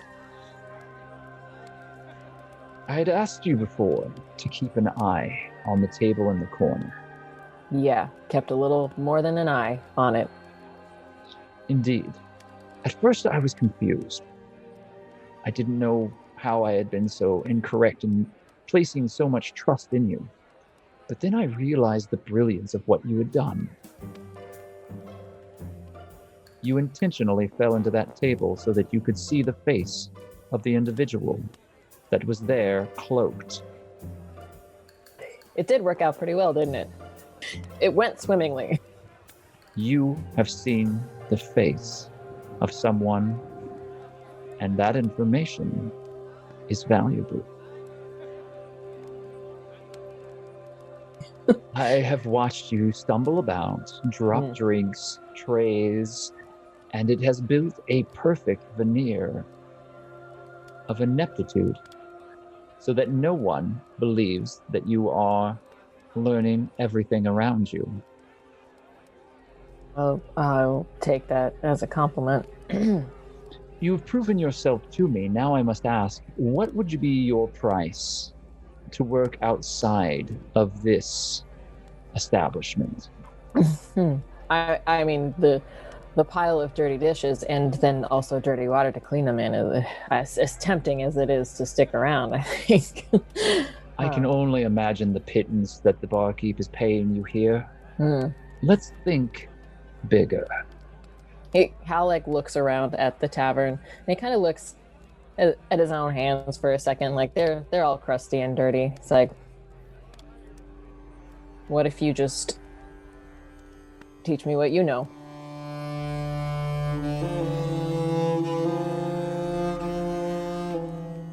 Really? Interesting. I didn't expect that. You to request something so valuable but yet so often overlooked. You may be the perfect candidate. Have you any inclination towards the magical arts? Not particularly, but I will say it's completely untested, so I'm curious. He looks about and then leans in a little closer. What do you know of the Watchful Order?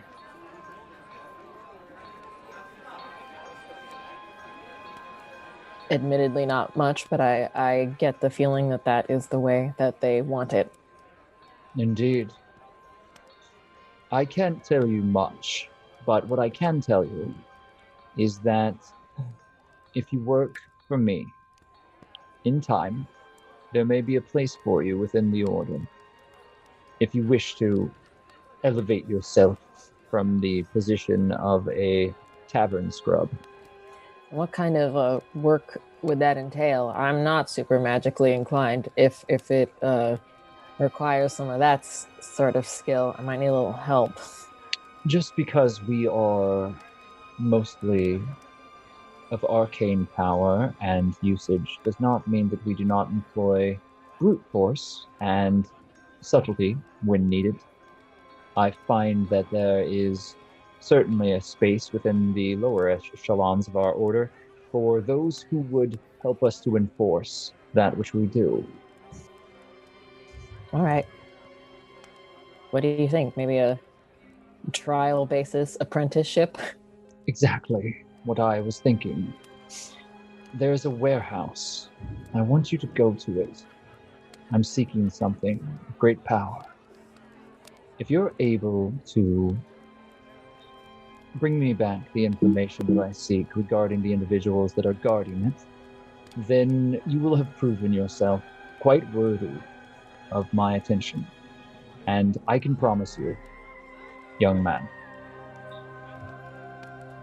if you become associated with the Watchful Order, you will want for nothing, and no one will ever disrespect you again. Hal looks thoughtful at that, remembering the fancy pirate man that just spat on his boots earlier. Interesting. All right. He takes a book out and rips a piece of parchment out and begins to scratch on it. You do read, yes? Not often, but I can. Fair enough. And continues to write and slides it across the table after folding it. And in dark ink, there is a perfect script, by the way. It's very flowy. It takes a minute to actually read the calligraphy because it's almost artistry, you know? It is an address and a description of a warehouse in the dock ward that is apparently trafficking in manticores.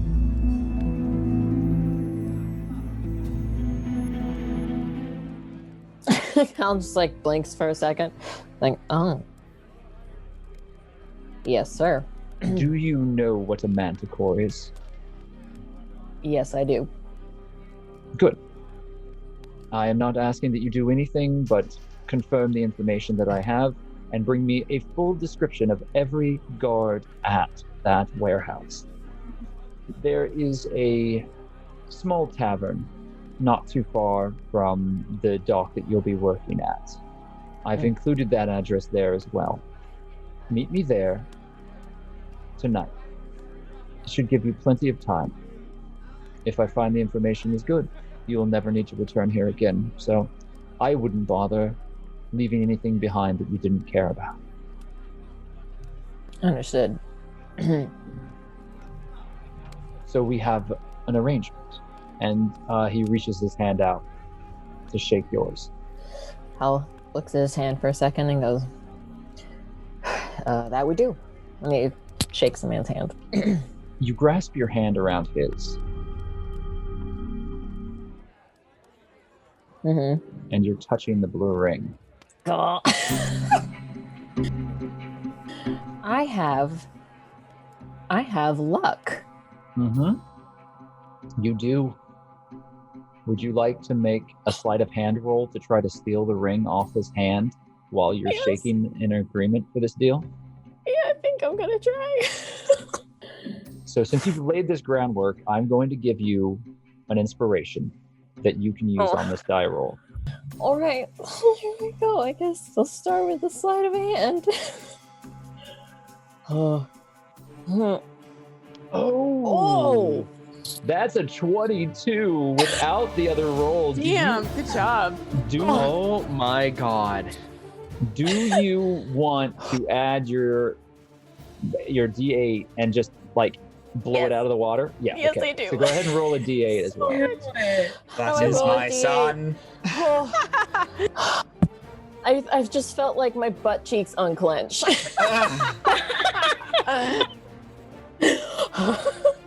How do I just roll a D8? Here you go. I just rolled for you. It's a 1. Thanks. Oh. Knocks. I know. It's what happens when I roll. So it's a 1. But you know what? It's still a 23. You blew it out of the water.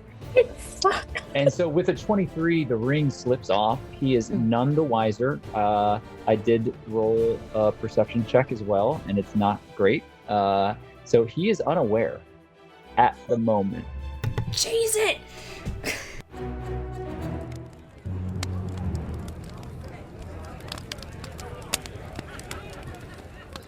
Tell me, Calder, with a ring in your possession, what do you do?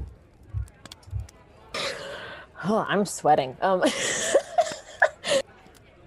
What I kind of want to do is get the ring to Filthy Meg, obviously, but also I kind of want to go and like complete this task, and then if there's no like alarm sounded or anything like that at some point, Cal might go back to him with the information and just play extremely dumb. All right. Okay. So you currently are leaving right now, right? Yeah. You get your things and you go. Yeah. And you hear from the tavern keep. Hey, boy! There's still plenty of pause for scrub. Where are you going? I started feeling sick. It might be contagious. I think I should just go to an apothecary and make sure I'm not gonna get everybody here sick. Who cares if you get everyone sick? Keep the pots clean. I'll bring back some good alcohol. We don't serve good alcohol. For you. Oh, maybe you should go to the apothecary then. Thanks. He turns around and goes, oh. So yeah, you're out in the rainy streets of Waterdeep, and we'll come back to you.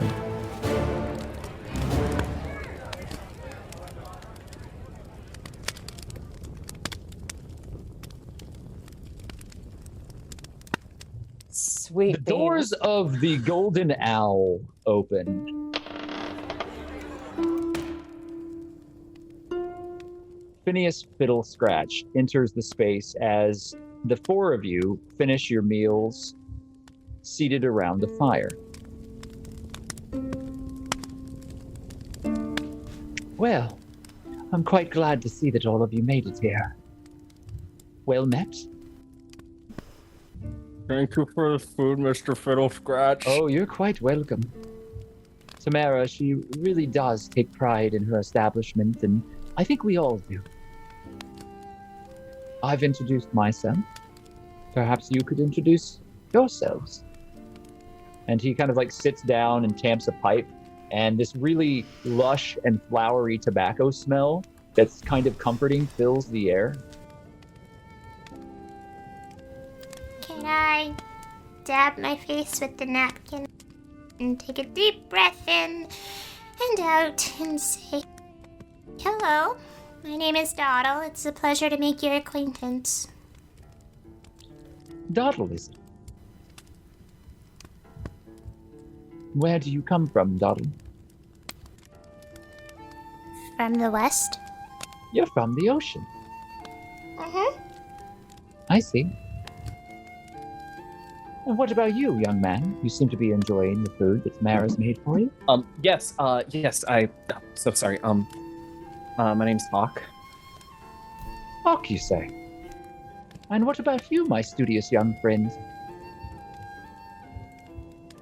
Seem to already know so much about me. I'm sure you already know my name. I'm trying to introduce myself to you and give you an opportunity to introduce yourself to me. He just kind of puffs on the pipe and smiles at you broadly. Name's Specialist Maglo Mandorium. And where are you from, Maglo? Small town just outside of Neverwinter. When he says that, Hawke just kind of stops eating, takes a glance, and then just goes back to eating. And what of you, my dear? What's your name? Looking to Can you, I Siraye. roll an insight on Fiddlescratch? You absolutely may roll an insight on Fiddlescratch. What is this? What is this guy up to? What's his deal? So that is a 21 on your insight. Yeah, so there is something wholly, almost joyfully playful about the moment. He means no harm. You're sure of that. But you're not sure if the information that he has and the way that he's handling the situation is fully harmless.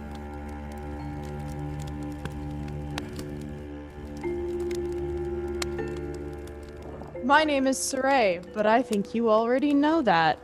In fact, I think you already know everyone's name at this table. I do my research. You've only been here for a few hours. Hardly even a day. And it looks as if you've already fallen afoul of one of the up-and-coming gangs here in Waterdeep. You have a fine flair for trouble. I like that. It's as if Bashaba herself laid a kiss upon your sweet brows and bid her sister to stay far away from you. Who's Bashaba? Bad luck, my dear. Bad luck. You don't know the local gods, do you? I'm afraid I don't. And you're so polite. I can't say that I've met too many goblins that are quite as well-mannered as you. Here in Waterdeep, most of your kind are only found lurking in shadows.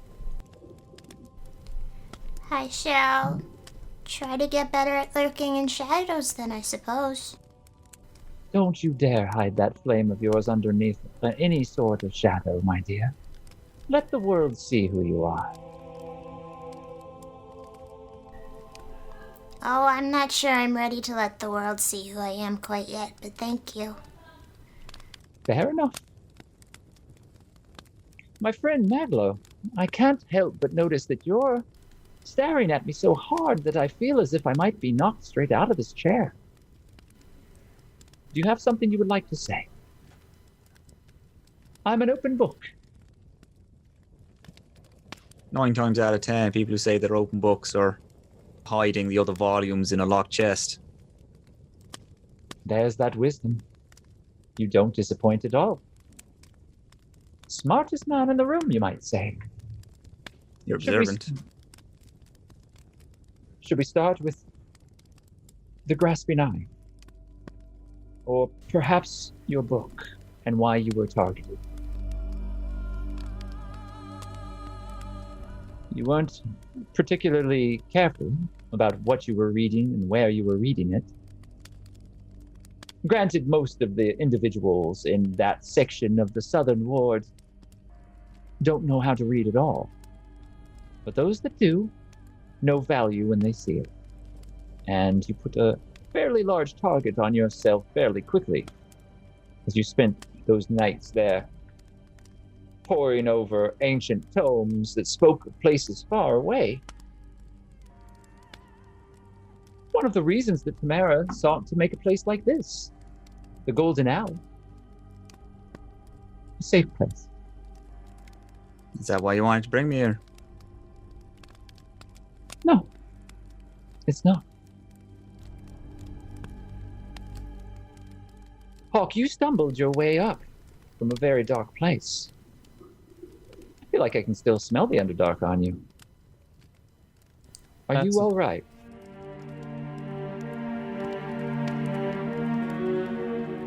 Anybody that goes down there and comes back up all right? No. I'm sad to say they're not.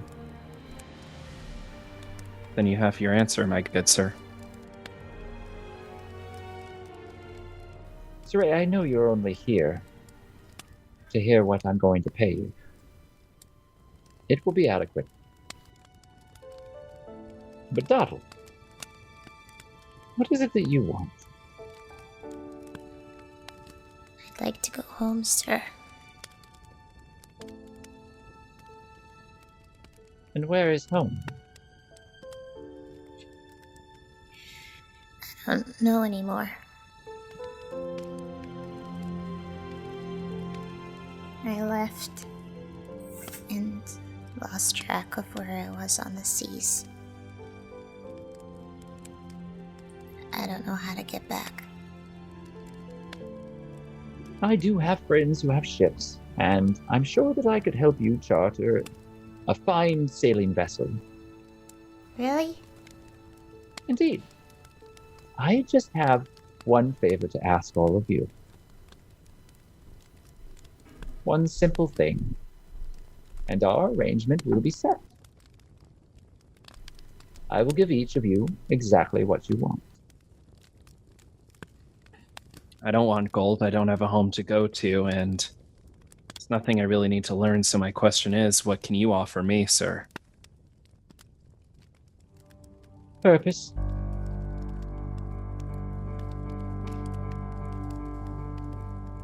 Consider it then. As long as no innocents are harmed. I don't know who you take me for, lad. I don't seek to have anyone harmed. Though some may be harmed along the way. Sadly, it's the world we live in. It's not what I want. He glances down at your bag. If you would like, I could help you. If help is really what you want. But I'll need to know what you know already. And to do that, I'll have to read your notes. No. It's yours. I do not wish to take it from you. But for me to help you as fully as I can, I have to know what you already know. Why don't you give me all of your notes? The deal here is I do something for you, and then you give me what I want to know. Because I'm going to be honest with you, the chances of you having information that I don't already have is pretty fucking low. So that seems like a pretty shitty deal for me. Do you know where it is?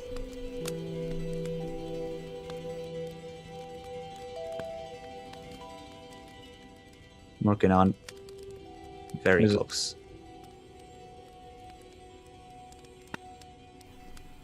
Well, as I promised, each of you will get exactly what you want. And if I can't know where to direct my efforts, Maglo, you're an intelligent man. You know that I won't be able to help you as well as I could. We have resources here. Look around. I didn't bring you back here to just give you a meal. If I wanted to do that, I would have done it in the common room. We've put ourselves in danger. Tamara Woolcrest is astounding. A hero. There aren't many of those any longer. Each of you are meant to be here right now. And you're not alone.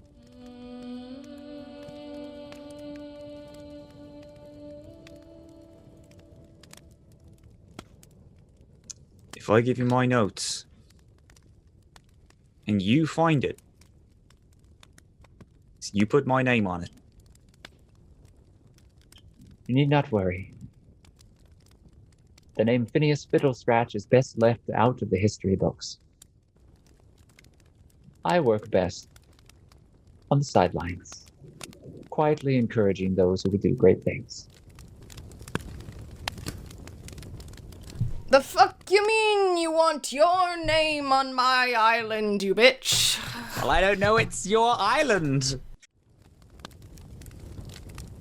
Whenever you take the book, I sit in the same room and I watch you write the notes that you're going to write.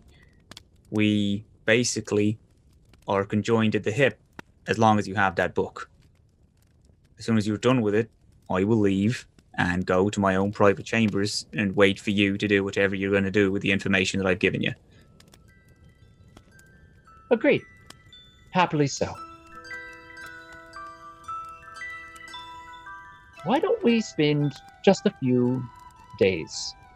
You can bring yourselves back into a state of well-being, enjoy some of Tamara's fine cooking, and then we'll talk about the box that I need you to retrieve. A box? Just the box. One that's being held by your very own dear friends, the Grasping Eyes. You see, for you to survive in Waterdeep, you're going to need to strike back at those that have struck at you. All I need you to do is to retrieve a simple box. I think it's my turn for an insight check, please. You And may thank do it. you. Anyone who wants to insight may do so. Yeah, I'm gonna insight that. So you're insight checking the room. Is that correct, Doddle? I'm gonna insight check Finnius Fiddlescratch. I want to know if he's using us to get what he wants, or if he genuinely has interest in helping us out. So you feel that, because you got a 23, Doddle. I did. You feel that he is telling you the truth. That he's not telling you the whole truth. As somebody who's been around court politics, this feels very similar. It is a dance, and it is a give and take of trust that hasn't been established yet. My insight check was a 13. Hawke wants to know whether or not there's more to this box than he lets on. Like, his worry is that it might be something that could be a cause for harm to people. With a 13, you actually believe that it must be of importance to this gang. It's obviously not harmless, but it is important. And let's see. Nope, Siraye, you got a 7. You don't really pick anything new up. Anybody else? No. Maglo is fine.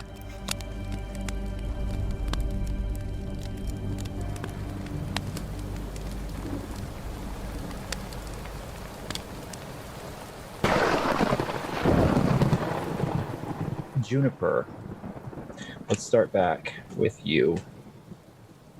The knife is removed from your neck, and the woman steps back, holding her hands up.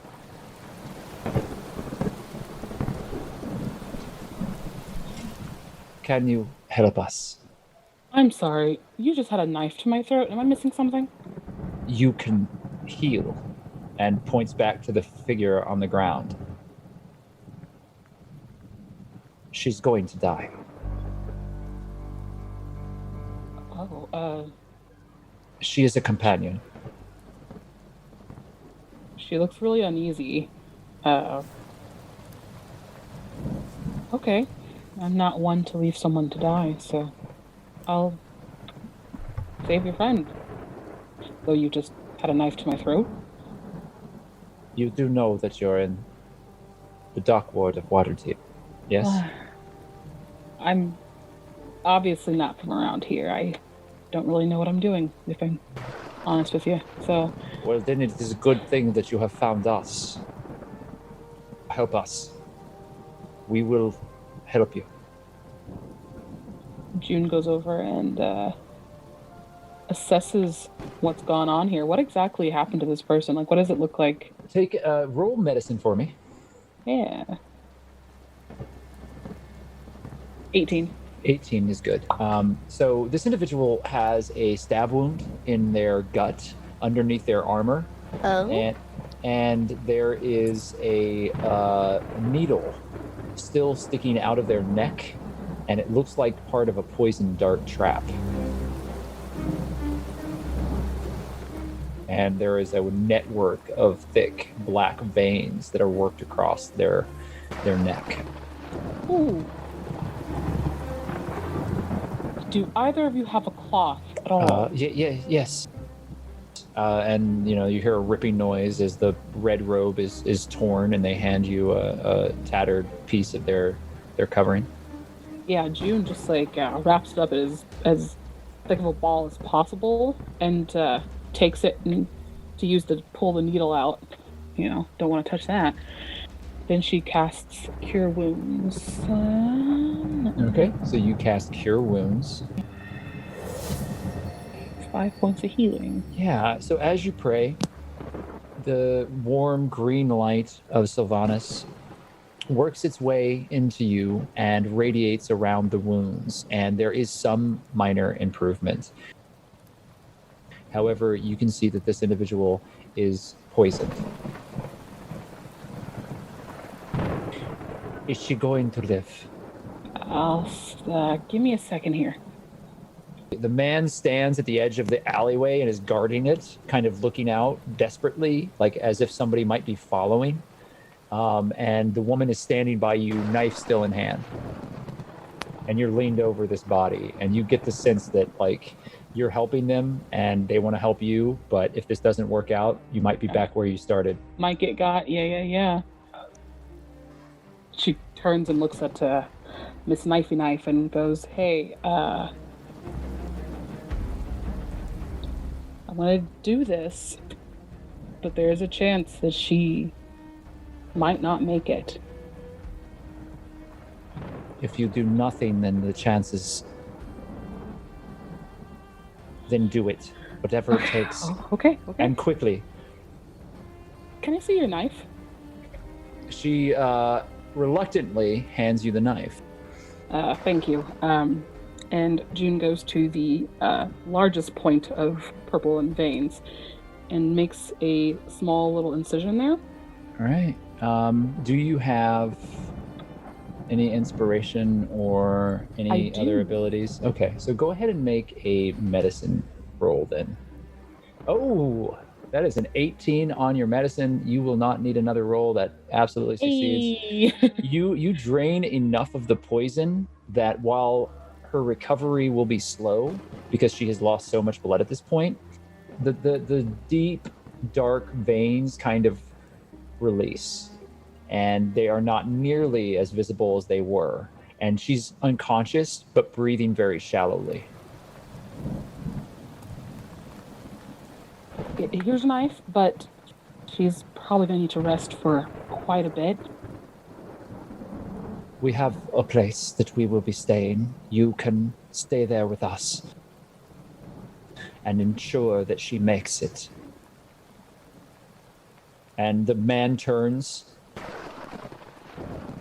The Zentarum always pays its debts. I think we gotta go, so if one of you can pick her up and...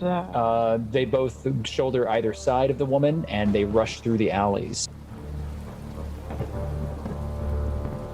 And you are led through a network of ramshackle walkways and shanties, and it is confusing. It is a labyrinth of dock-ward back alley turns. You could never get back out of here on your own, you don't feel.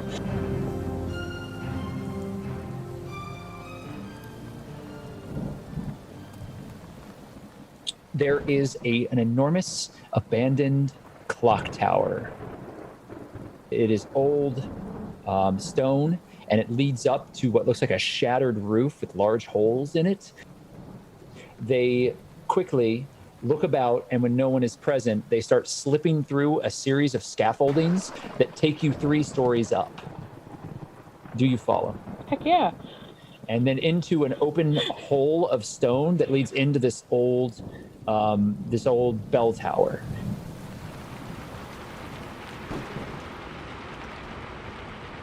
And there is above you an enormous rusted bell that looks like it's barely hanging in place.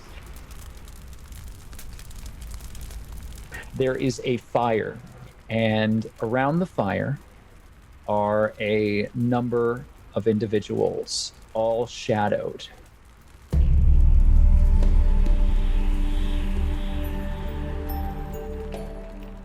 We will see that she is safe. You will wait here. Do not approach the fire until we have made proper introductions. What I threatened you with is nothing compared to what they would do. Do you understand, pretty one?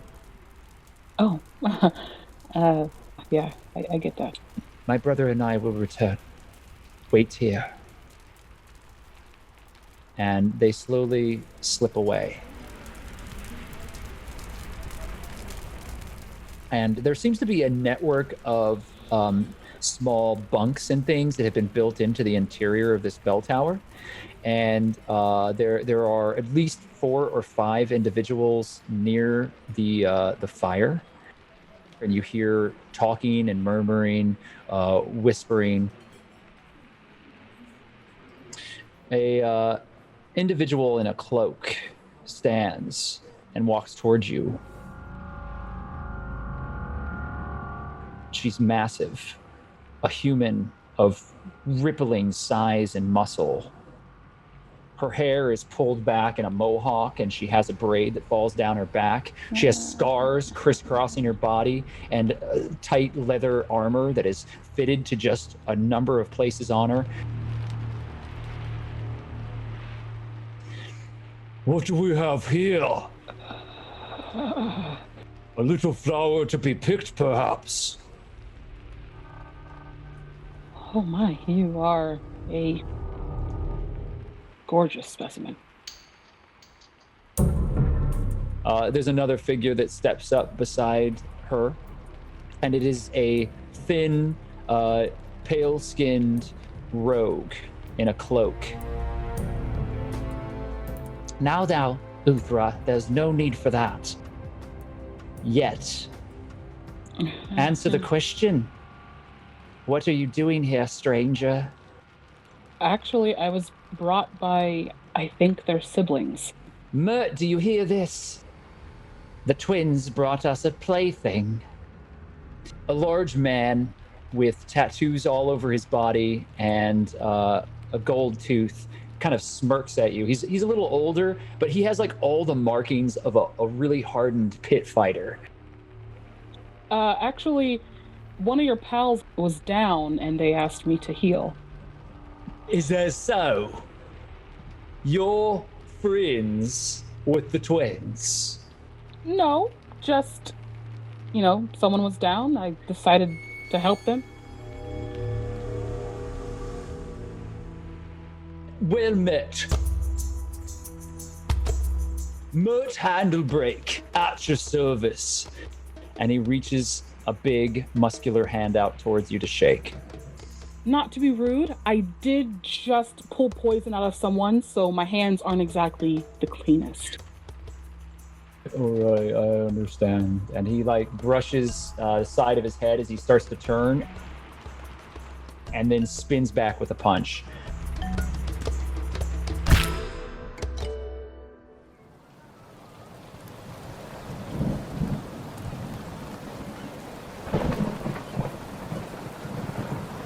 Calder, you're sitting on a rooftop outside of a building with the address that's been scrawled on this piece of paper, and you've been watching for hours. And the rain has been coming down, and you have a small amount of food that you brought with you, some really stale bread, other things that you kind of salvaged from the tavern. And you've got good, pretty conclusive notes about everything that you've seen.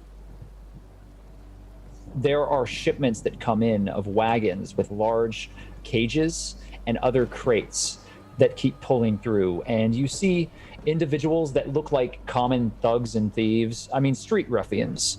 You don't see any distinguishing marks, but at one point, there is an individual that didn't enter the building that ends up exiting the building, who is wearing a deep royal purple cloak.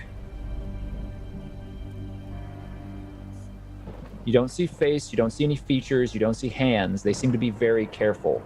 They enter onto a very nice wagon, and the wagon takes them away. Make a roll for me, please, Calder, for history. It's not a history. God, that's It's a okay. 1. Should I just start using luck at this point, just so I can get somewhere? You can. If you wish to use luck, you certainly can. It replenishes itself per story, so 18. There you go. Oh, so many things. Good job. I have literally stuck little sticky notes to my computer screen for how much luck I have, so that it is in front of my eyeballs. So that's and a I good don't system. forget anymore. I might adopt that, actually. Yeah, I do that with everything Busby can do, because I never use Busby ever. Yeah. And Busby can do Yeah. a bunch of stuff, so I have it all The around my way screen. I've been rolling, I need to remember that I have to help. So your history roll tells you, Calder, that this type of wagon isn't from Waterdeep. And you can tell that from the fine swirls of the way that the wood has been built. This is from the Moonshae Isles, which is very far away and also very different than Waterdeep. So what it tells you is that either someone is very, very wealthy and has very specific tastes, or someone from the Moonshae Isles has brought with them their own transportation, which would be just about as strange.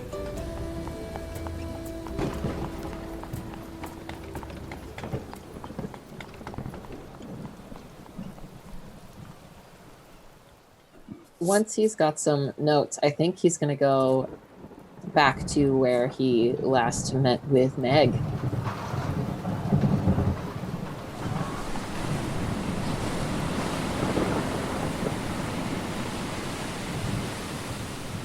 So once he gets back to that place where, like, there was that well, right, in the water, he's going to toss a coin. You throw a copper out and it splashes into the water and everything's silent for a moment. And then rising up out of the water, you see a hand holding your copper piece. Hello again. Hello, ma'am. I think I got something for you. He pulls out the ring. Did you succeed? Did you do what no one thought old little Calder could do? No one. And he doesn't give it to her yet. And he says, a mage from the Watchful Order offered me an apprenticeship. And I took this when we shook hands on it. That was clever. I believed in you the entire time. I can give this to you now. Or I can take it with me, drop it in the tavern, pretend I've never seen it before, and take the apprenticeship and tell you everything that I learned from him.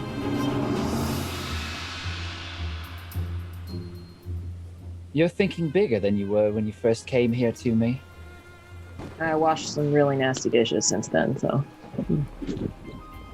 Even if you were able to get that ring back in without him noticing, assuming that he doesn't already know. These are mages. They're going to know that you took the ring either way. I can tell you where your ship is, and I could take that ring now. if I were to send you back, I couldn't help but believe it would be to your death. And I couldn't sleep at night with that thought on my heart. You're far too entertaining to be dead yet. Once this ring changes hands, the Watchful Order are going to be very upset. And they're going to be quite busy dealing with all the problems that we're going to give them. Now, if you want to be a part of that, I can certainly keep you employed. Yeah, there's more information that I want than just where that ship is, so I'd rather be working for you.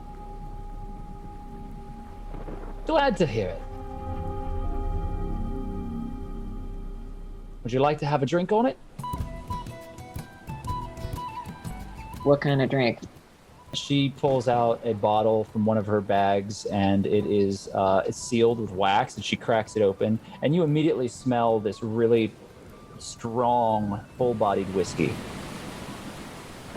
Oh, hell yeah. She pulls out a couple of these cups that are carved out of large conch shells, and she pours you guys a couple of shots. And you sit there on the dock shooting whiskey, and as you do, she holds out her hand. He drops the ring into it. And she takes it. And she smiles and toasts you, throws back a shot of whiskey. I'll wait just a second for her to take the shot first, and then... I like the cut of your jib. Thank you, it's the paranoia. Nah, if I wanted you dead, that would have been the right place to do it. I guess I'm gonna go attempt to hide from a bunch of mages. We have some friends. We'll make sure that you make it out for at least a few days. After that, we'll have to see what happens. But like I said, once this ring gets to where it needs to go, they're going to be quite busy. And they're going to be very upset at whoever lost it. Fair enough.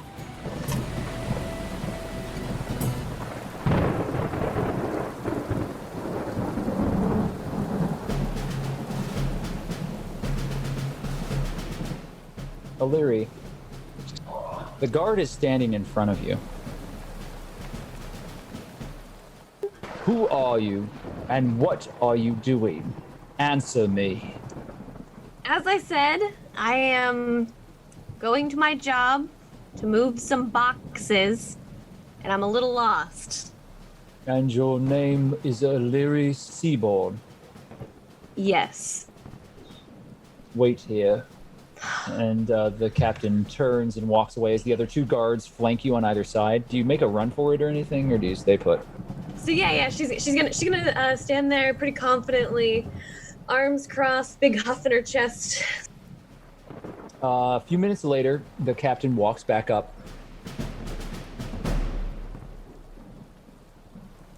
You're free to go.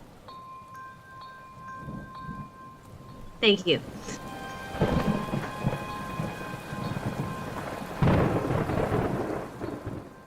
Elerie does not want to go back to her job, and this tittle bomb situation is not going to do her any good.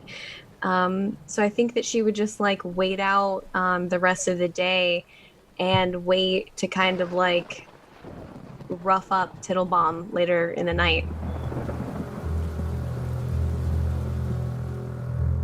Okay, so you kind of stalk through the streets and you wander about, and then night comes, and sure enough, down the street, walking very briskly, you see your former friend, the gnome, Tittlebomb Moosenik, as he walks quickly through the rain, his coat pulled up around his face, trying to move quickly through the streets. He seems paranoid and somewhat frightened.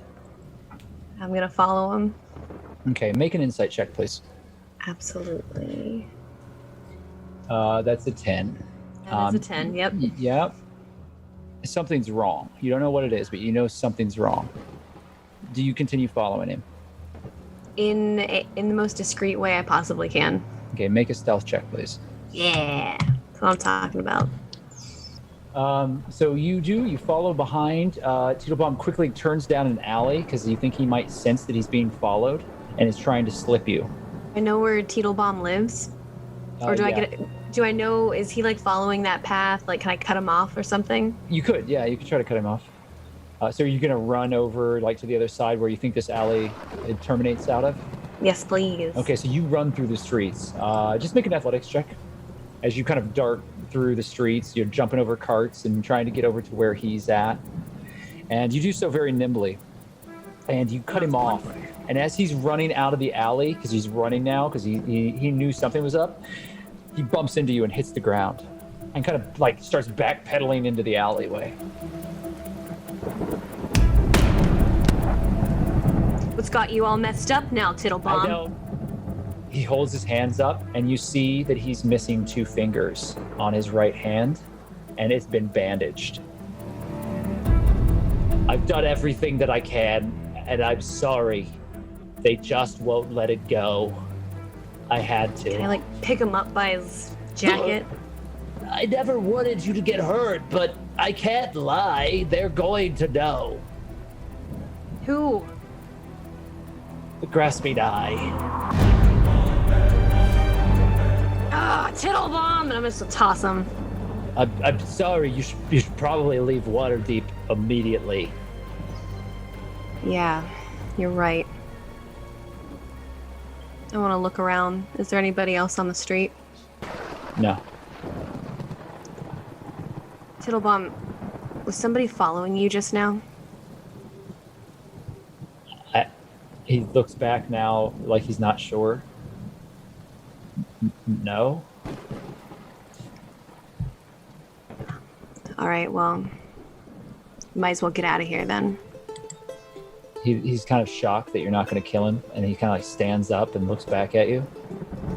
Just don't go back to your rooms. And he starts running down the alley. Can I throw my axe at his head now?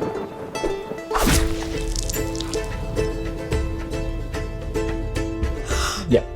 Okay. Wreck him! I knew he had something else to say, so I wanted to at least give him that. And then, but now I'm gonna wreck him. So how do I murder this person in the street? Well, all you have to do is hit him. He's running away from you. He doesn't see it coming. I'm gonna give you an advantage on the attack because his back is turned. So 16 does hit him. You don't hit him in the head, though. You hit him in the back, and he takes 3 points of damage as your axe buries into his shoulder, and he topples forward into a pile of garbage, and then spins around. I'm sorry! I didn't mean for you to get hurt! And is like trying to back away and run. I'll make an athletics check. He is back up and standing, trying to run away from you, but he's bleeding pretty badly. Is it still raining? It's true. It's pouring rain right now. Good. I just want to stalk up closer to him, really pissed off that I have to do this nearly because he ran his mouth. If I got a really good layup on him, I just want to just... He's wounded and he's on the back foot, so you get an advantage. Yeah, you definitely hit there. But he is not dying easily, as now he has this slash across his chest, and he's blubbering incoherently as he's holding his mangled hand in front of you. I'm gonna take the axe out of him and just come back down. Working at him. Give me one more hit, and it's probably going to be enough to do him in. Well, I hope for his sake, I hope so. Did you roll? I did. Oh, you got the 21 and the 19. It doesn't matter. The 21 is more than enough. And you've done plenty of damage. He stops moving, and he is dead.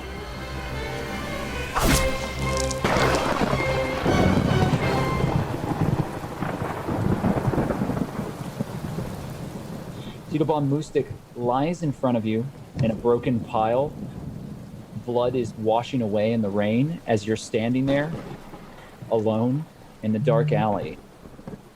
And there's a flickering light behind you as the shadows in this place conceal your murder.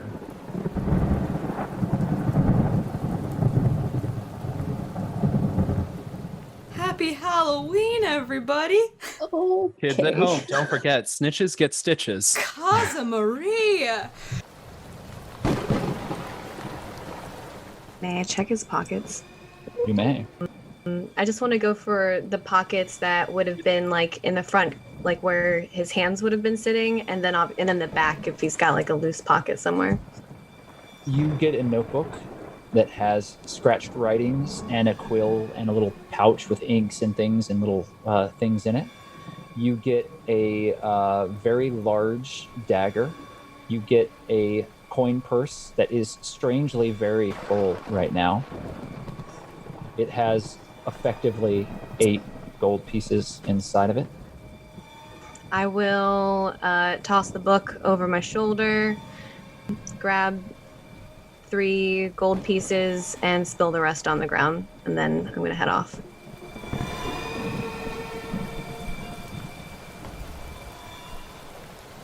And you walk out. Let me make a quick roll. It doesn't seem like anyone has noticed as you walk into the streets of Waterdeep into the night, as the fog kind of rolls in from the shore. There's a splattering of blood across your coat, and it's washing away in the rain.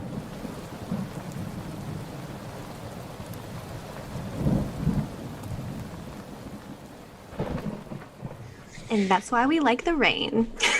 It hides your murders.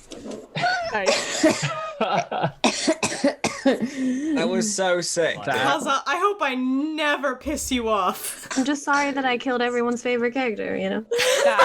No. No. What you did is like Highlander rules. There can be only one. So you replace the favorite character thing by brutal murder. Oh, I'm scared. I'm sweating, guys. You, back at the Golden Owl.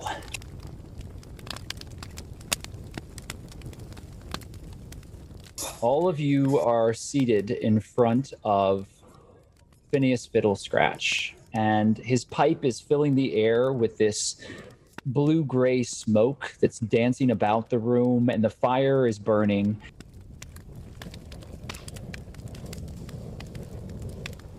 This seems like a lovely city. Very safe. As long as you know how to treat the city right. Do you agree? You'll go for the box? If you're willing to make the trip, I can ensure that you have a guide. Sure. I'm in. Good. I'm glad to hear it. Why don't you find your rooms? Tamara's going to take care of you. Each of you will have accommodations of your own, and you can make yourselves comfortable. You can sleep for a while, and in a couple of days, my guide will find you. And she's a dear friend, someone that you're going to be happy to get to know. Her name is Bretta Brightclean.